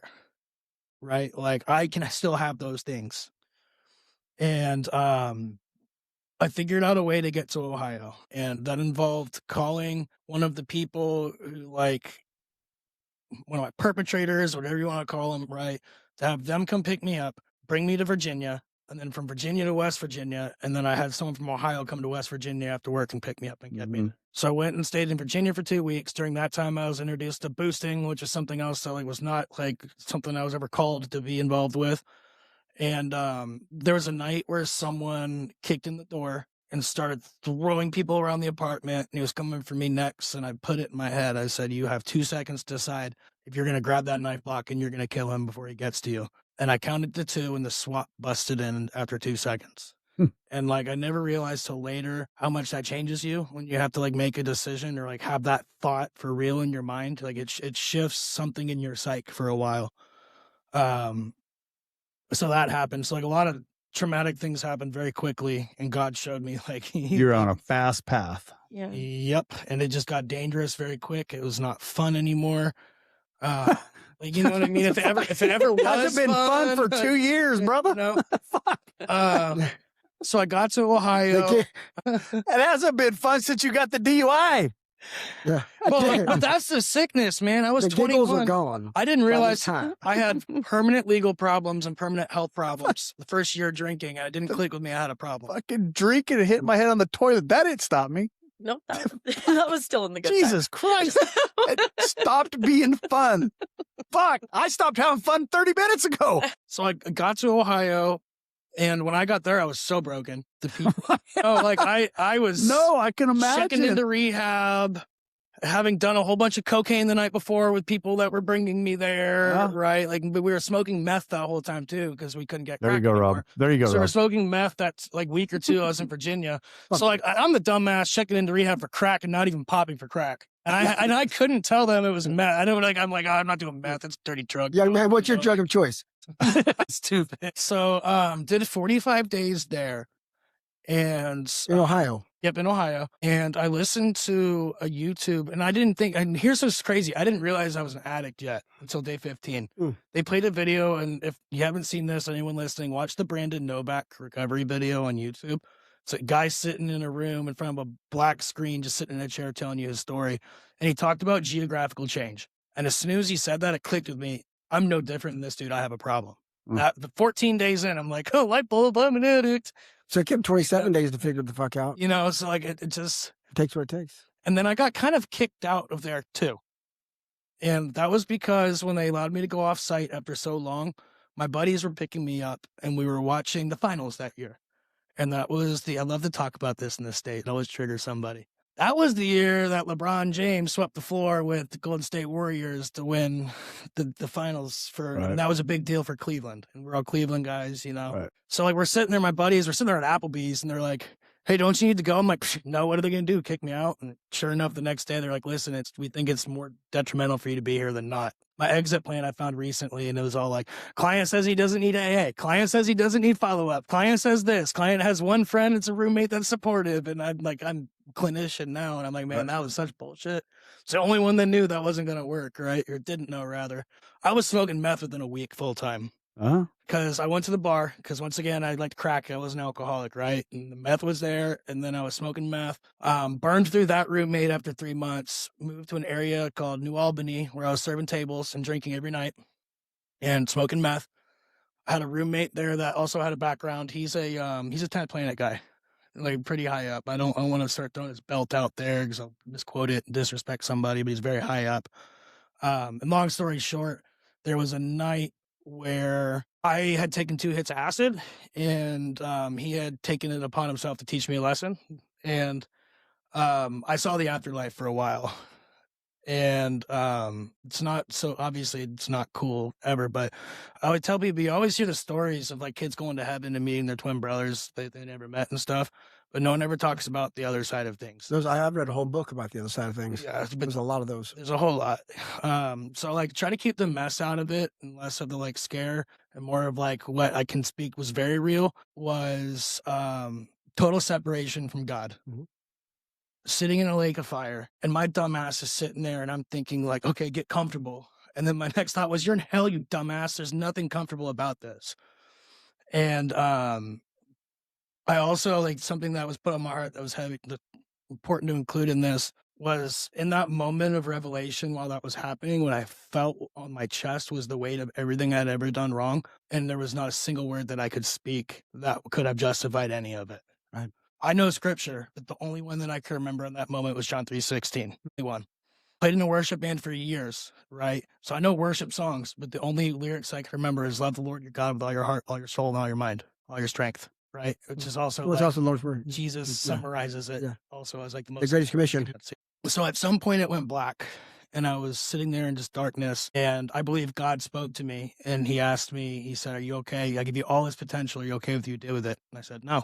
And he just kind of said like, let's see what you do this time. And like came to the light and I can remember waking up and just knowing the word blessed was placed on my heart. And that wasn't a word that I had ever like used a lot before that, but I just knew I was blessed. And then there's a scripture that was given to me that I'll butcher because I always do it. But it's basically that the love of money and envy is like the root of all evil and demise of all mankind. Right? And there's a verse somewhere in there. The Apostle Paul. Yeah. Also something that was totally taboo to me. I'm like, where did that come from? Those are some crazy words, you know? So from there, I went to living back in my hometown for a bit. Went from New Albany to there because that wasn't safe anymore. Back in Ohio. Yeah, I'm in Ohio at this point. And your parents are still down in North Carolina. North Carolina, yep. And we did not talk for a while. I did not talk to my siblings for a while. They wouldn't like talk to me. Because it's all crazy. Imagine being in the middle of that, trying to explain that to people. It's just you can't. But from there, I was still drinking heavily, and had a 22nd birthday party. And that's when everyone came back, and that was You had a lot of shit happen in a year, dude. I mean, come on. I mean, that was my 23rd. Sorry, I was 23rd. thank I you. was 23rd. Good grief. My bad. Still a I lot was happened. 23rd. That's still a lot, right? I mean, we got, yeah. Wow. Yeah, and I got kicked out of that birthday party because I had decided to quit drinking, but I had the reservation. My family was there. I was getting smashed. And I was seeing somebody at the time, and I told her, I'm like, I'm going to drink that day. My parents coming, making excuses, you know? And long story short, I had a lot of things to say.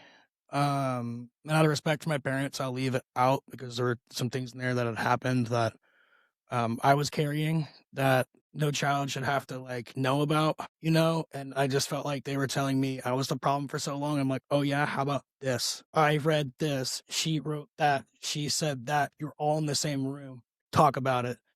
And they were kind of like, leave. I'm like, you can't kick me out. I'm fucking leaving. You know what I mean? You can't Right. kick me out. I'm already leaving, you know? And didn't talk to them for a while after that. So I did the white knuckling thing for a while, you know, bringing it. So you did the same thing your uncle did to you. Checks out. So I did the white knuckling thing for a while. You know, I had my reservations. If I get 30 days, drink. 45 days, drink. But no drugs, just drink. I was smoking weed that whole time too. I didn't quit smoking weed till recently, honestly. It's like a very recent thing. How recent? Since I've known him. Yeah, since November. Of 2025. Yes. And like I had periods where I quit. I went to the rehab for pot, right? But then still like fell back into it, you know? Where was I? Yes, please. I want to hear you have a message that is like matched. Like I want to hear that stuff and I'm not trying. I'm sorry. No. And here's, I don't want to be honest with you. I'm probably what time are we at right now, Kate? Okay. I'm probably going to end up cutting and editing chunks of this. That's fine. Please do. And the reason why is there's a lot to me that's not pertinent to your story. For sure. There's some stuff that's extremely pertinent to your story and some stuff that I think can just be left out, right? I don't like the mess as much as I like, Amen. right? Yeah. We went pretty deep into the mess. Some of this I may not cut it out, but we went pretty deep into the mess. Sure. I think you got a recovery story that I want to hear, right? Yeah. I'm this close to that. Okay. Literally, I'm bringing. I mean, I'm trying not to be an asshole. Yeah, you know what I mean? I'm trying not to That's say, what you wanna hear? hurry up. But No, you're good. I'm trying. I mean, we're 2 hours into this and we got to get recovery in here. That's how I got my sponsor. Okay. Was after white knuckling. I relapsed on meth after like a year of not using meth. And I just realized like, okay, obviously there's still something wrong with me if I'm still like going back to the Yes. So I was at the YMCA and there was a gentleman there who I knew used to be a chaplain. And I walked up to him. I said, "Will you be my sponsor?" And his name's Jeff Houghton. Did you know what that was at the time? I did. Okay. Yeah. Okay. So But did you understand it? he explained to me what his expectations were that day. It was basically someone who I knew was going to guide me. Okay. Right. So I asked him to be my sponsor, and it turns out that he was an associate pastor at a church. He had his master's in biblical counseling. He was the head of his CR group, and he just had a few expectations for me there early on. He said, "You need to meet with me once a week. He said, you need to go to my meetings and you need to do a small group book study when it becomes available. And I did all those things. Was able to, after a while, get 310 days without alcohol, and I relapsed. Okay. I relapsed, and it was premeditated. Why? Stress of work, stress of life, Blah blah blah. all the all the excuses. It's the same. I want to drink. Yeah, you were going to drink. yeah, I was going to. I'd taken the weekend off to do self-care. Went to a theme park, saw a Strawberita, and knew right away I'm getting smashed tonight. Like, all I had to do was see it. And I had Alcoholic brain, baby. so I was sitting there at the bar getting smashed, and I texted him, Jeff, and said, I'm getting smashed. Too late. Do it before you do it. He called and told me he's getting smashed. He didn't call for help. Oh. But his response, I was telling on myself, though. Rather than telling him later, it's like, I'm doing this now, right? Yeah. And his response shifted my whole recovery, and that's when I knew that was the last one. I knew that. He said, time to start over with a smiley face. Okay. And I realized that I was only letting myself down, that everyone around me wanted to see me succeed, and I was only hurting myself at this point, and disappointing people, yes, but like, it was up to me. So I did a 12-step with him and some guys. It was during COVID, and really awesome, because we start with 8 and end up with 4, and we decided to still meet. We just sat in each corner of the room, I can honestly say that I wasn't fully prepared to surrender everything at that time. Obviously. But I was able to quit drinking for sure. And then life got better. I got a sales job, and that sales job came off of seeing a preacher named Todd White. That was when I relapsed on meth for the last time. Because I was trying to go to a 2-year facility, and my girlfriend at the time was like, you can't go. I can't go a year without seeing you, yada, yada. We got tickets to see Todd White this weekend. And I was like, all right, fine, we'll see Todd White. We went and saw him, and someone came up to me and just prophesied. They said, you have a sister, and that relationship's broken. I pray in Jesus' name in 7 days that's going to be restored. And then I was on my knees sobbing, because that was like what was heaviest on my soul at that point. And I looked at him, I said, does the word California mean anything to you? He goes, no, praise God, see you later. And I was like, God, like, just give me some dumbass word, California, freaking, see me prophesy in your name again. It's kind of frustrated, that obviously came to fruition, years later. So I'm here, I'm in California. And, so on the way back from that, I got the call from the furniture company, and they were like, hey, did you apply for a job for sales? I'm like, yeah. They're like, why don't you come interview? I'm like, I got nothing to lose. Screw it. And at the interview, they're like, why have you had 11 jobs? I said, I'm alcoholic. And he said, well, we're a family-owned company. If you communicate with us, we'll work with you. Like, I appreciate your honesty. And that was really cool. And I went from making like $6,000 a year to like almost $60,000 a year in a state where minimum wage is $8 an hour, and like it gave me something to build on. That worked until it didn't, naturally. That worked until it didn't. Dealing with people during COVID was hard. It was really hard. Because everyone was entitled to spending money that wasn't even theirs. And then Lazy Boy was backed up for 12 months, right? No one wants to wait 12 months after spending $2,000 on a chair. And I started smoking marijuana like more heavy and religiously. I was high at work all the time. Had killer numbers. Boss caught me smoking at work, and he was just like, what are you doing? I'm smoking a cigarette. Like, yeah, okay, Parker. So, like, when you're number 5 salesman in the company, you know what I mean? Across 5 stores and 70 guys or whatever, it's like, all right, like, it's everything's numbers, I ended up totaling my car one day, and that was important to me because it was the car that I wanted, the V6, 6-speed, the leather, all the stuff. And that was a big piece of my identity, right? So that happened. And then my patience got so short that one day a female came in and like bought like $12,000 in furniture without me having to lift a finger. But her attitude made me want to say, F you, I don't need your money, and walk out. And I was sitting there knowing I'm gonna make $1,000 on this sale. I didn't do a thing, and I can't deal with her, and she's the problem. And the owner of the company happened to be at the store that day, and I said, Bo, like, I need help. I can't do this. And he's like, take the time you need and come back. So I went home and was trying to find a treatment center for marijuana, and it's hard to do because everyone's fentanyl, And I got to thinking, I was like, where's all the weed? Like, California. All right, so I'm like, California, and that's somewhere I could go during the winter when it'd be warmer and I could be outside, like it's not frozen and all this stuff, right? And, I was sitting there, I'm like, no, I can't go away, man. I'm gonna miss my cat. I love it. He's got his own testimony. Sorry.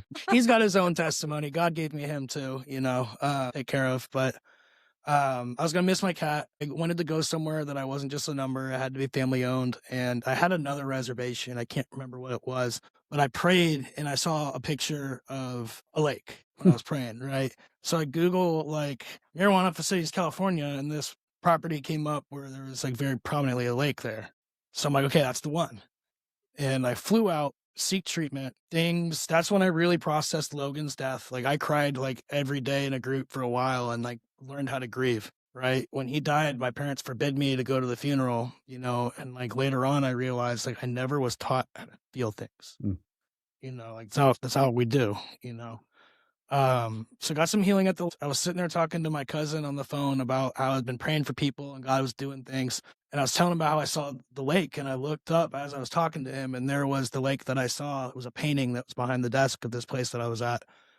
And, my mom had a dream that I was going to work there and I hadn't told her that I had enrolled in school while I was there because it was free. So I took this counseling 101 class and my professor, her energy just got me addicted to like helping people. So like I'm thinking in my head, like, okay, maybe I move out here, maybe I try to work here, you know, like doing all that. And then that's when I found out my mom had that dream. So I knew that I was called to be out here. Mm. And then I spent the first 3 years I was out here angry with God that I was there because it was not. There is and you guys have talked about this one of your episodes. There's an underside of treatment, right? That people don't. Ugly side. Yep. Yeah, that people don't always talk about. And what recommendation I'll give people is if you're one of those people that does get into counseling after leaving treatment and it is your calling and you're not just one of those numbers that like, I want to do it like every single person that leaves treatment, don't go work at the place where you healed. Mm. It's the best advice I can give because it will kind of just shift whatever perception that It's good advice, actually. you might have had about the facility or how it's ran. It's easier to go somewhere with a blank slate where you don't have expectations. Yeah. Or preconceptions. I can see that. Makes a lot of sense. But that's where I learned to wrestle with God. Because I tell him, I was like, listen, man, I'm so mad I'm here. Like, and I did some good work with people. I did some really good work with people, and there were specific people there that I know that I was meant to work with, right? And was able to leave that footprint. And that came full circle with running into those people and seeing what they're doing now, like with ministry and with God and with people. I would pray, but God, I'm mad. And then someone would call and I'd answer the phone. They'd be like, thank God there's someone like you to help people like this. And I'd be like, all right, fine, I'll sit down. You know what I mean? Like, and then no, so that was very real. That was Right. very, very real. And like, that's where I learned to wrestle with God. And when my time there was done, it was done. I got a little vocal about some things. I'll say this. I had some very strong opinions about people that were in high places. And I think everyone learns at some point that you don't get paid to express your opinions or feelings about people in charge. Mm. Yeah. And like, so I can take accountability for my part in that. You know, it's like there's no place for it. Learned my lesson. So I'm not doing that anymore. Now I work at Motherload Job Training. I help people get jobs. Okay. Work under EDD. And that's also a season for me right now. Can you still counsel on the side though? So I am this close to taking my state test. Okay. I have all my paperwork in. Okay. I'm an RATC 1. I'm registered alcohol and drug counselor 1. Okay. 15 credits from having an associate's and being a level 2. Attaboy. Get in there. And it's funny because when everything happened there, I'm like, I never want to get into that field again. And then I met Stephanie. Mm. You know, and like that's like where we'll get into some of the happier things that have gone on. I was in a very toxic relationship for a year, and Stephanie like had her own stuff going on. But I met her at an AA event last year at the Oakdale Fellowship. We do the Freedom Weekend. Yeah. And we talked about this today. We had some interactions, and we both had the same thought, just worded a little different. It's like, whoa, this is what healthy connection is supposed to feel like. Mm. And Stephanie talked about that when she was here too. yeah. And I was like a year into like a relationship with someone I never should have been with. I was older and coming out of their own mess and not equipped to, you know, deal with mine and their stuff, right? Equally, you know. Right. And it's funny because when I met Stephanie, it was planted on my heart. I'm like, let that one heal. You know what I mean? She only had 3 months sober. And I was just like, man, like, this is against my ethics and everything. Like, let that one heal. So like, I didn't reach out to her. You know, she had her own stuff going on. We met again at the resentment burning. Once again, healthy communication, the whole thing, right? And Then I got hired at Motherload, like, shortly after that, and part of what we do is help dislocated workers. You know, we do on-the-job trainings, we do, work-based experience for people that, like, are, need help, whether it's a Right. veteran or people who've been displaced or low Right. income, and I was like, "Man, like, that girl Stephanie that I had met, like, definitely would qualify," like, first person I thought of. So I texted her, and I was like, "Hey, like, just thinking about you, like, this is, like, what I learned today," and I guess she was, like, looking for a job at that time, and it kinda kickstarted her to going and, like, finding out what her next step was. And we had a couple more interactions that were very similar to that, where it was just like, "Hey, like, you're on my heart today," like, just very random. Um, and then she was really there for me, like, when I realized that the person that I was in a relationship with was never the person I had thought. Mm. And, like, not even, like, as like, predatory there for me, like, she offered me what this other person should have offered from the get-go. She's like, "You shouldn't be alone, you should go to a meeting right now." And that was, like, something that my previous partner never would have done, but she would look at me and say, "I don't need to go, I'm not an addict like you." It was something that came out of her mouth, and I was just kinda like, "Whoa," So we were hanging out as friends, and this is where, like, the quitting the marijuana thing happened. So I started smoking again after working where I was for a few months, the disappointment, the anger, whatever else, Right. right? Um, had gone off for 60 days at a time here and there, but over 3 years was pretty consistent, like, less than 100 days sober in that time. And we were going to do something. We were going to see, a sober comedian named Sam Miller, and he's stinking hilarious for those of you who don't know who he is. He's hilarious. We went with Christy and Blake. Yeah. Oh yeah, Yeah, it was fun. It was a I heard good Blake's got a good sponsor. he's getting his 1-year chip tonight. Shut up. You would think his sponsor would know that. I know that. He's got a great grand sponsor though. Sponsor sucks. If he'd stay in communication with me, I might. Your phone works too. Very true. Fuck you. And Stephanie and I were on our way there, and I don't know what she was sharing with me about, but, like, I was smoking, and, like, you can't just numb one thing, you numb everything. Right. That's, like, one of the biggest, like, things I'll put out there for anyone, like, is considering stepping out of that and into freedom, of being clean and sober from all substances. And, like, marijuana is a drug, unpopular opinion. It's not, can be medicine, but there's just If you don't have cancer, you ain't taking it. there's from just a medicine. different culture in this state than The my marijuana state. maintenance That it program is. don't Right, work. it's a completely different culture. Right. Yeah. And I was just sitting there and, like, I was irritated, and I wasn't with her because what she was sharing with me was, like, happy, and she was opening up to me, but I was frustrated with myself because I couldn't feel or, like, be able to get on her level with what she was trying to share. And I just did not want to live like that anymore. I didn't want to put myself in a situation where I have a partner and I'm not available to them. I didn't want to put myself in a situation where, I had my pastor 2 times over 3 years prophesy that God had a wife for me. Like, he'd stop preaching at Parker, where are you hiding? And he'd be like, God has someone for you, XYZ. I don't know if you're worried about it. And sure enough, I was. So it's just kind of like, if this is my person, I'm not going to play around with this.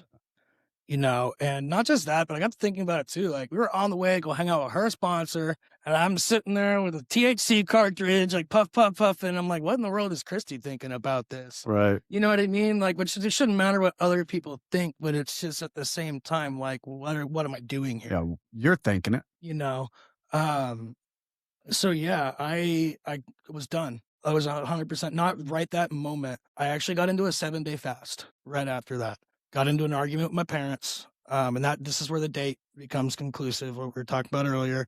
Got into an argument with my parents, and they had told me not to come home for Thanksgiving, which ripped all of my recovery stuff right up. All the times I wasn't around in treatment or this or that. And, like, they just didn't like what I was telling them. And they thought that I was manic, so I was bringing back up those 18-year-old scars. So they told me not to come home.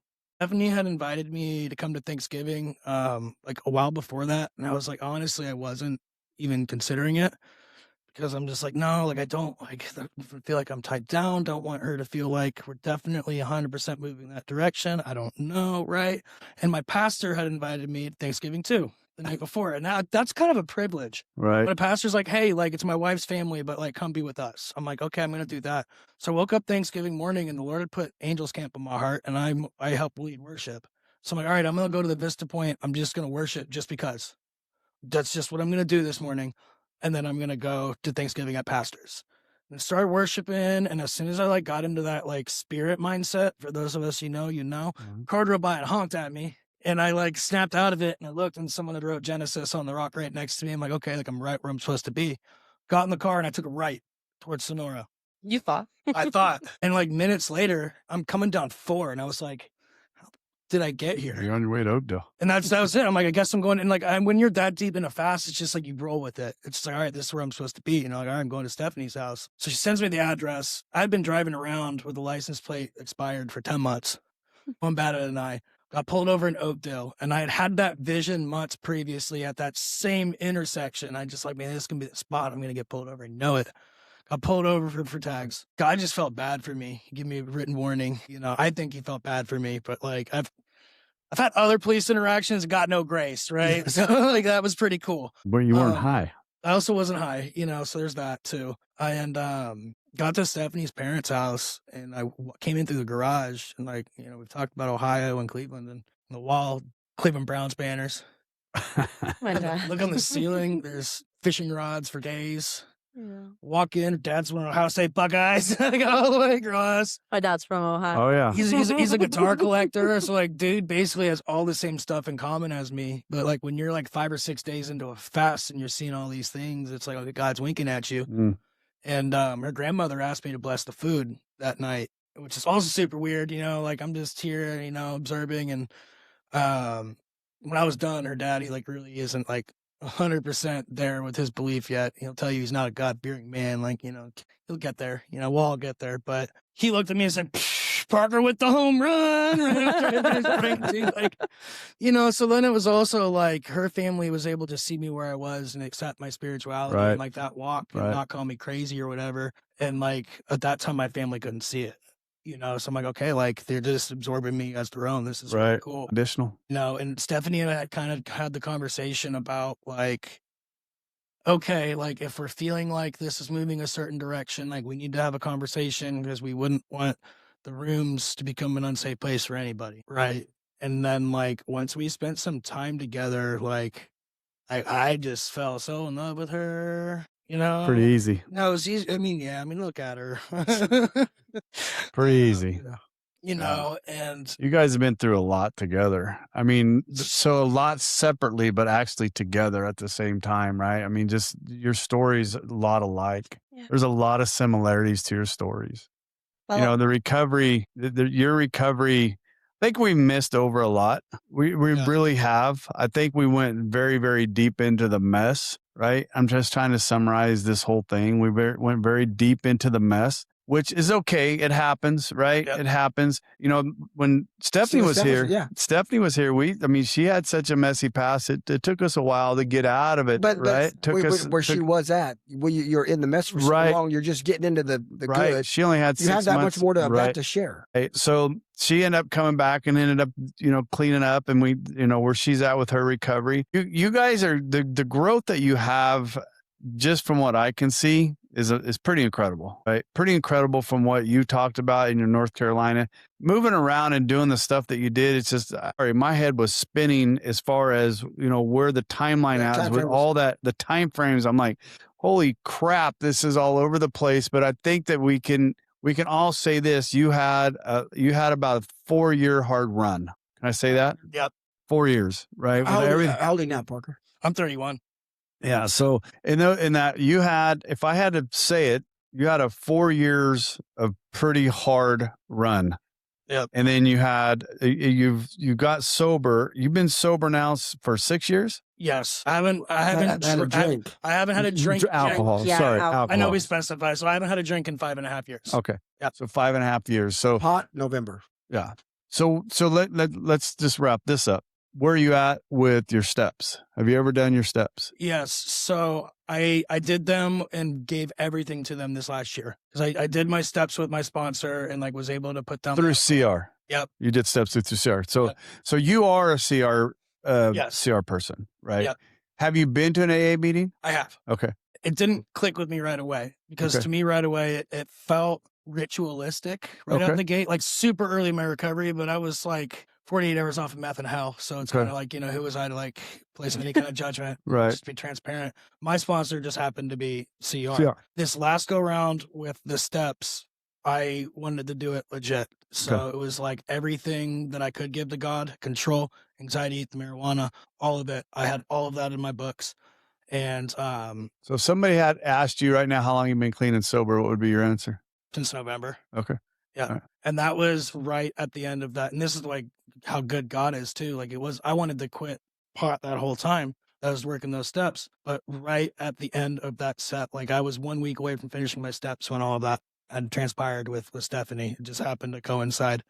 During that time too, I had a hard conversation with my parents where we put everything on the table. And like since then, like everything has been crazy. Stephanie's been a witness to all of it.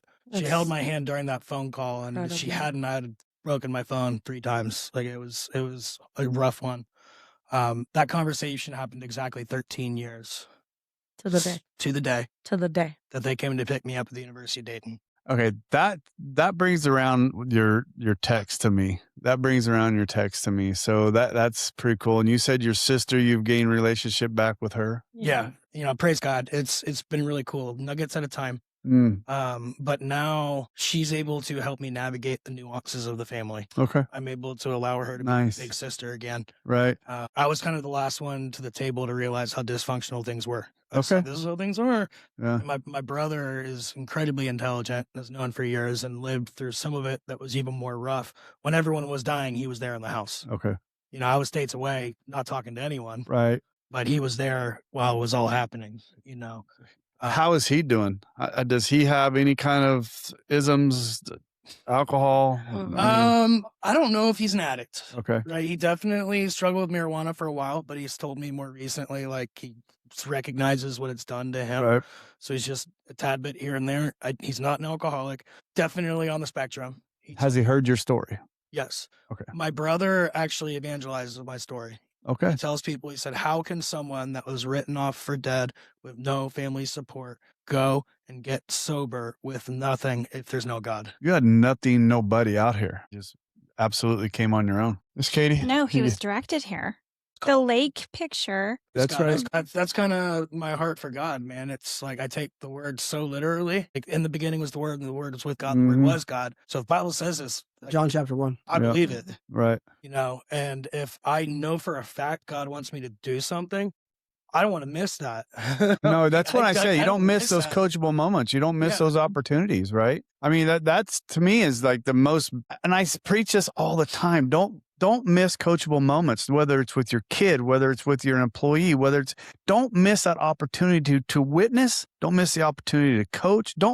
Because you don't know if that's going to come back around. That's why I stopped you guys in the middle of that, because we had to coach. We had to explain that. Yeah. That was a lot. That was God at work. Yeah. Literally And you want to know work. what's really funny is on our way here, he was talking to me and I asked him, I said, are you nervous? How are you feeling? Yes. Just a conversation. Tell by the bouncing of his leg. Yeah, and so I was like, you nervous? How you feeling? And he's like, well, I wouldn't be human if I didn't have a little anxiety. Right. And he brought it up to me. He said, there's that one part of my story that I kind of don't know if I'm going to bring it to the table or not. And I was fully supportive either way of whatever he wanted to do. That's his story. And if he didn't want to bring it to the table, he didn't have to. But it wasn't until you sat there and really tied that together that I was like, holy crap. Like, right.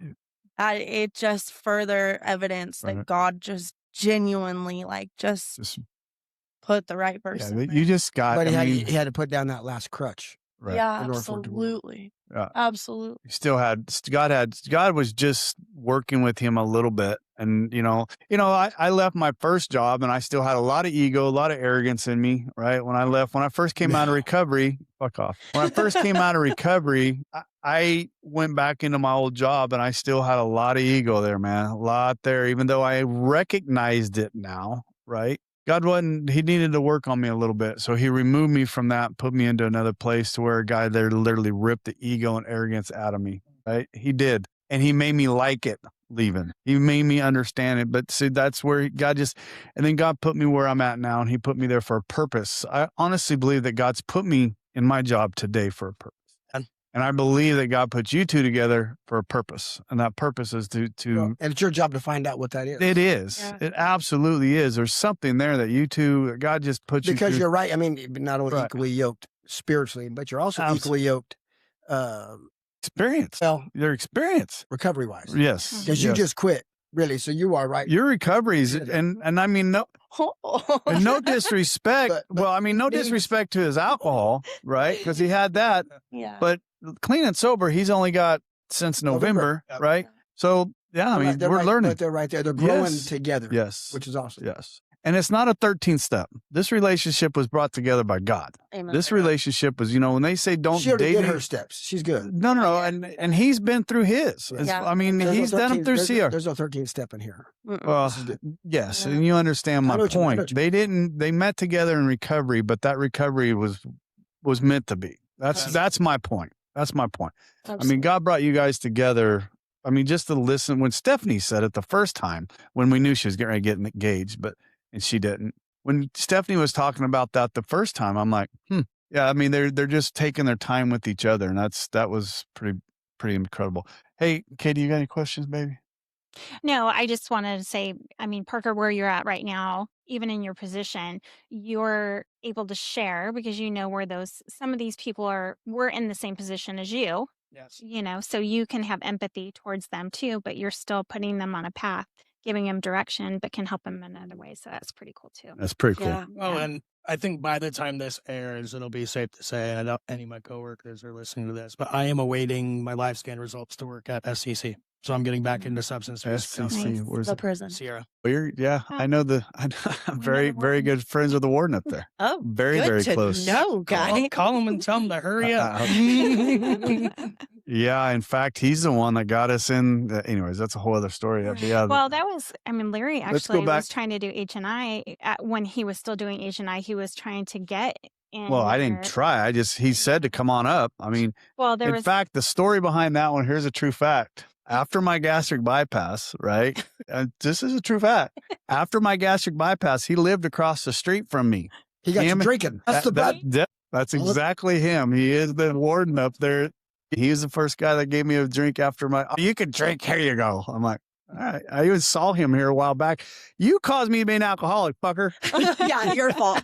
Yeah, I had a good 4-year run, but I got a good 6-month window Oh, yeah. of many different Oh, things. yeah. God gave me just enough taste of Yep. everything out there Yep. that I would be able to relate to and help anyone that was willing to seek it. That is, I think, a little bit of what I was trying to get at. You packed a lot of mess in a very short period of time. Yeah. That mess you were in, for most people, it's 15, 20 years Yeah. of that mess, Amen. right? You got in and got out quickly. And that was God said, let me show you this, right? Here's what you're headed to. Now I'm going to drag you out of it. Right. Amen. So, I mean, he gave you glimpses of it and just enough glimpse that you don't want to go back there. And that, and I firmly believe at the end of mine, my trail was fastly going to a disaster. And I firmly believe where I jumped off the rails at, I was this close to being something nasty happen. Anyways, maybe get us out of here. No, wait. What? This is where his ADD, ADHD just What? totally kicks in. He shuts down. Wow, this was there was It a is. lot. There was a ton. This is and what I'm I'm sure trying- that Larry's yes. probably going to have to edit some, but that's I fine. mean, There is a I wish there little. was more God in it because I was No. So Don't. much- you know what? Listen. I mean, we've already brought her back. We'll bring you back. Yeah, I mean, there's a lot here. There's enough God interjected throughout that whole thing. If somebody listening doesn't understand where you're at, Yeah. then they're not listening. You know what I'm saying? There's just so much involved in there. They're going to hear it. Oh, Trust but your me. story's not over. That's pretty cool. Yeah. Okay, All right, no. now I get mean, us out of here. At some point, we'll be. I back, gotta I'm pee. Sure. Okay. Good Excuse God. I him. couldn't even make it. I had to halfway through. I'm like, I gotta go. Fast. If you'd like to reach out to us, please email us at recoveryunfilteredpodcast@gmail.com.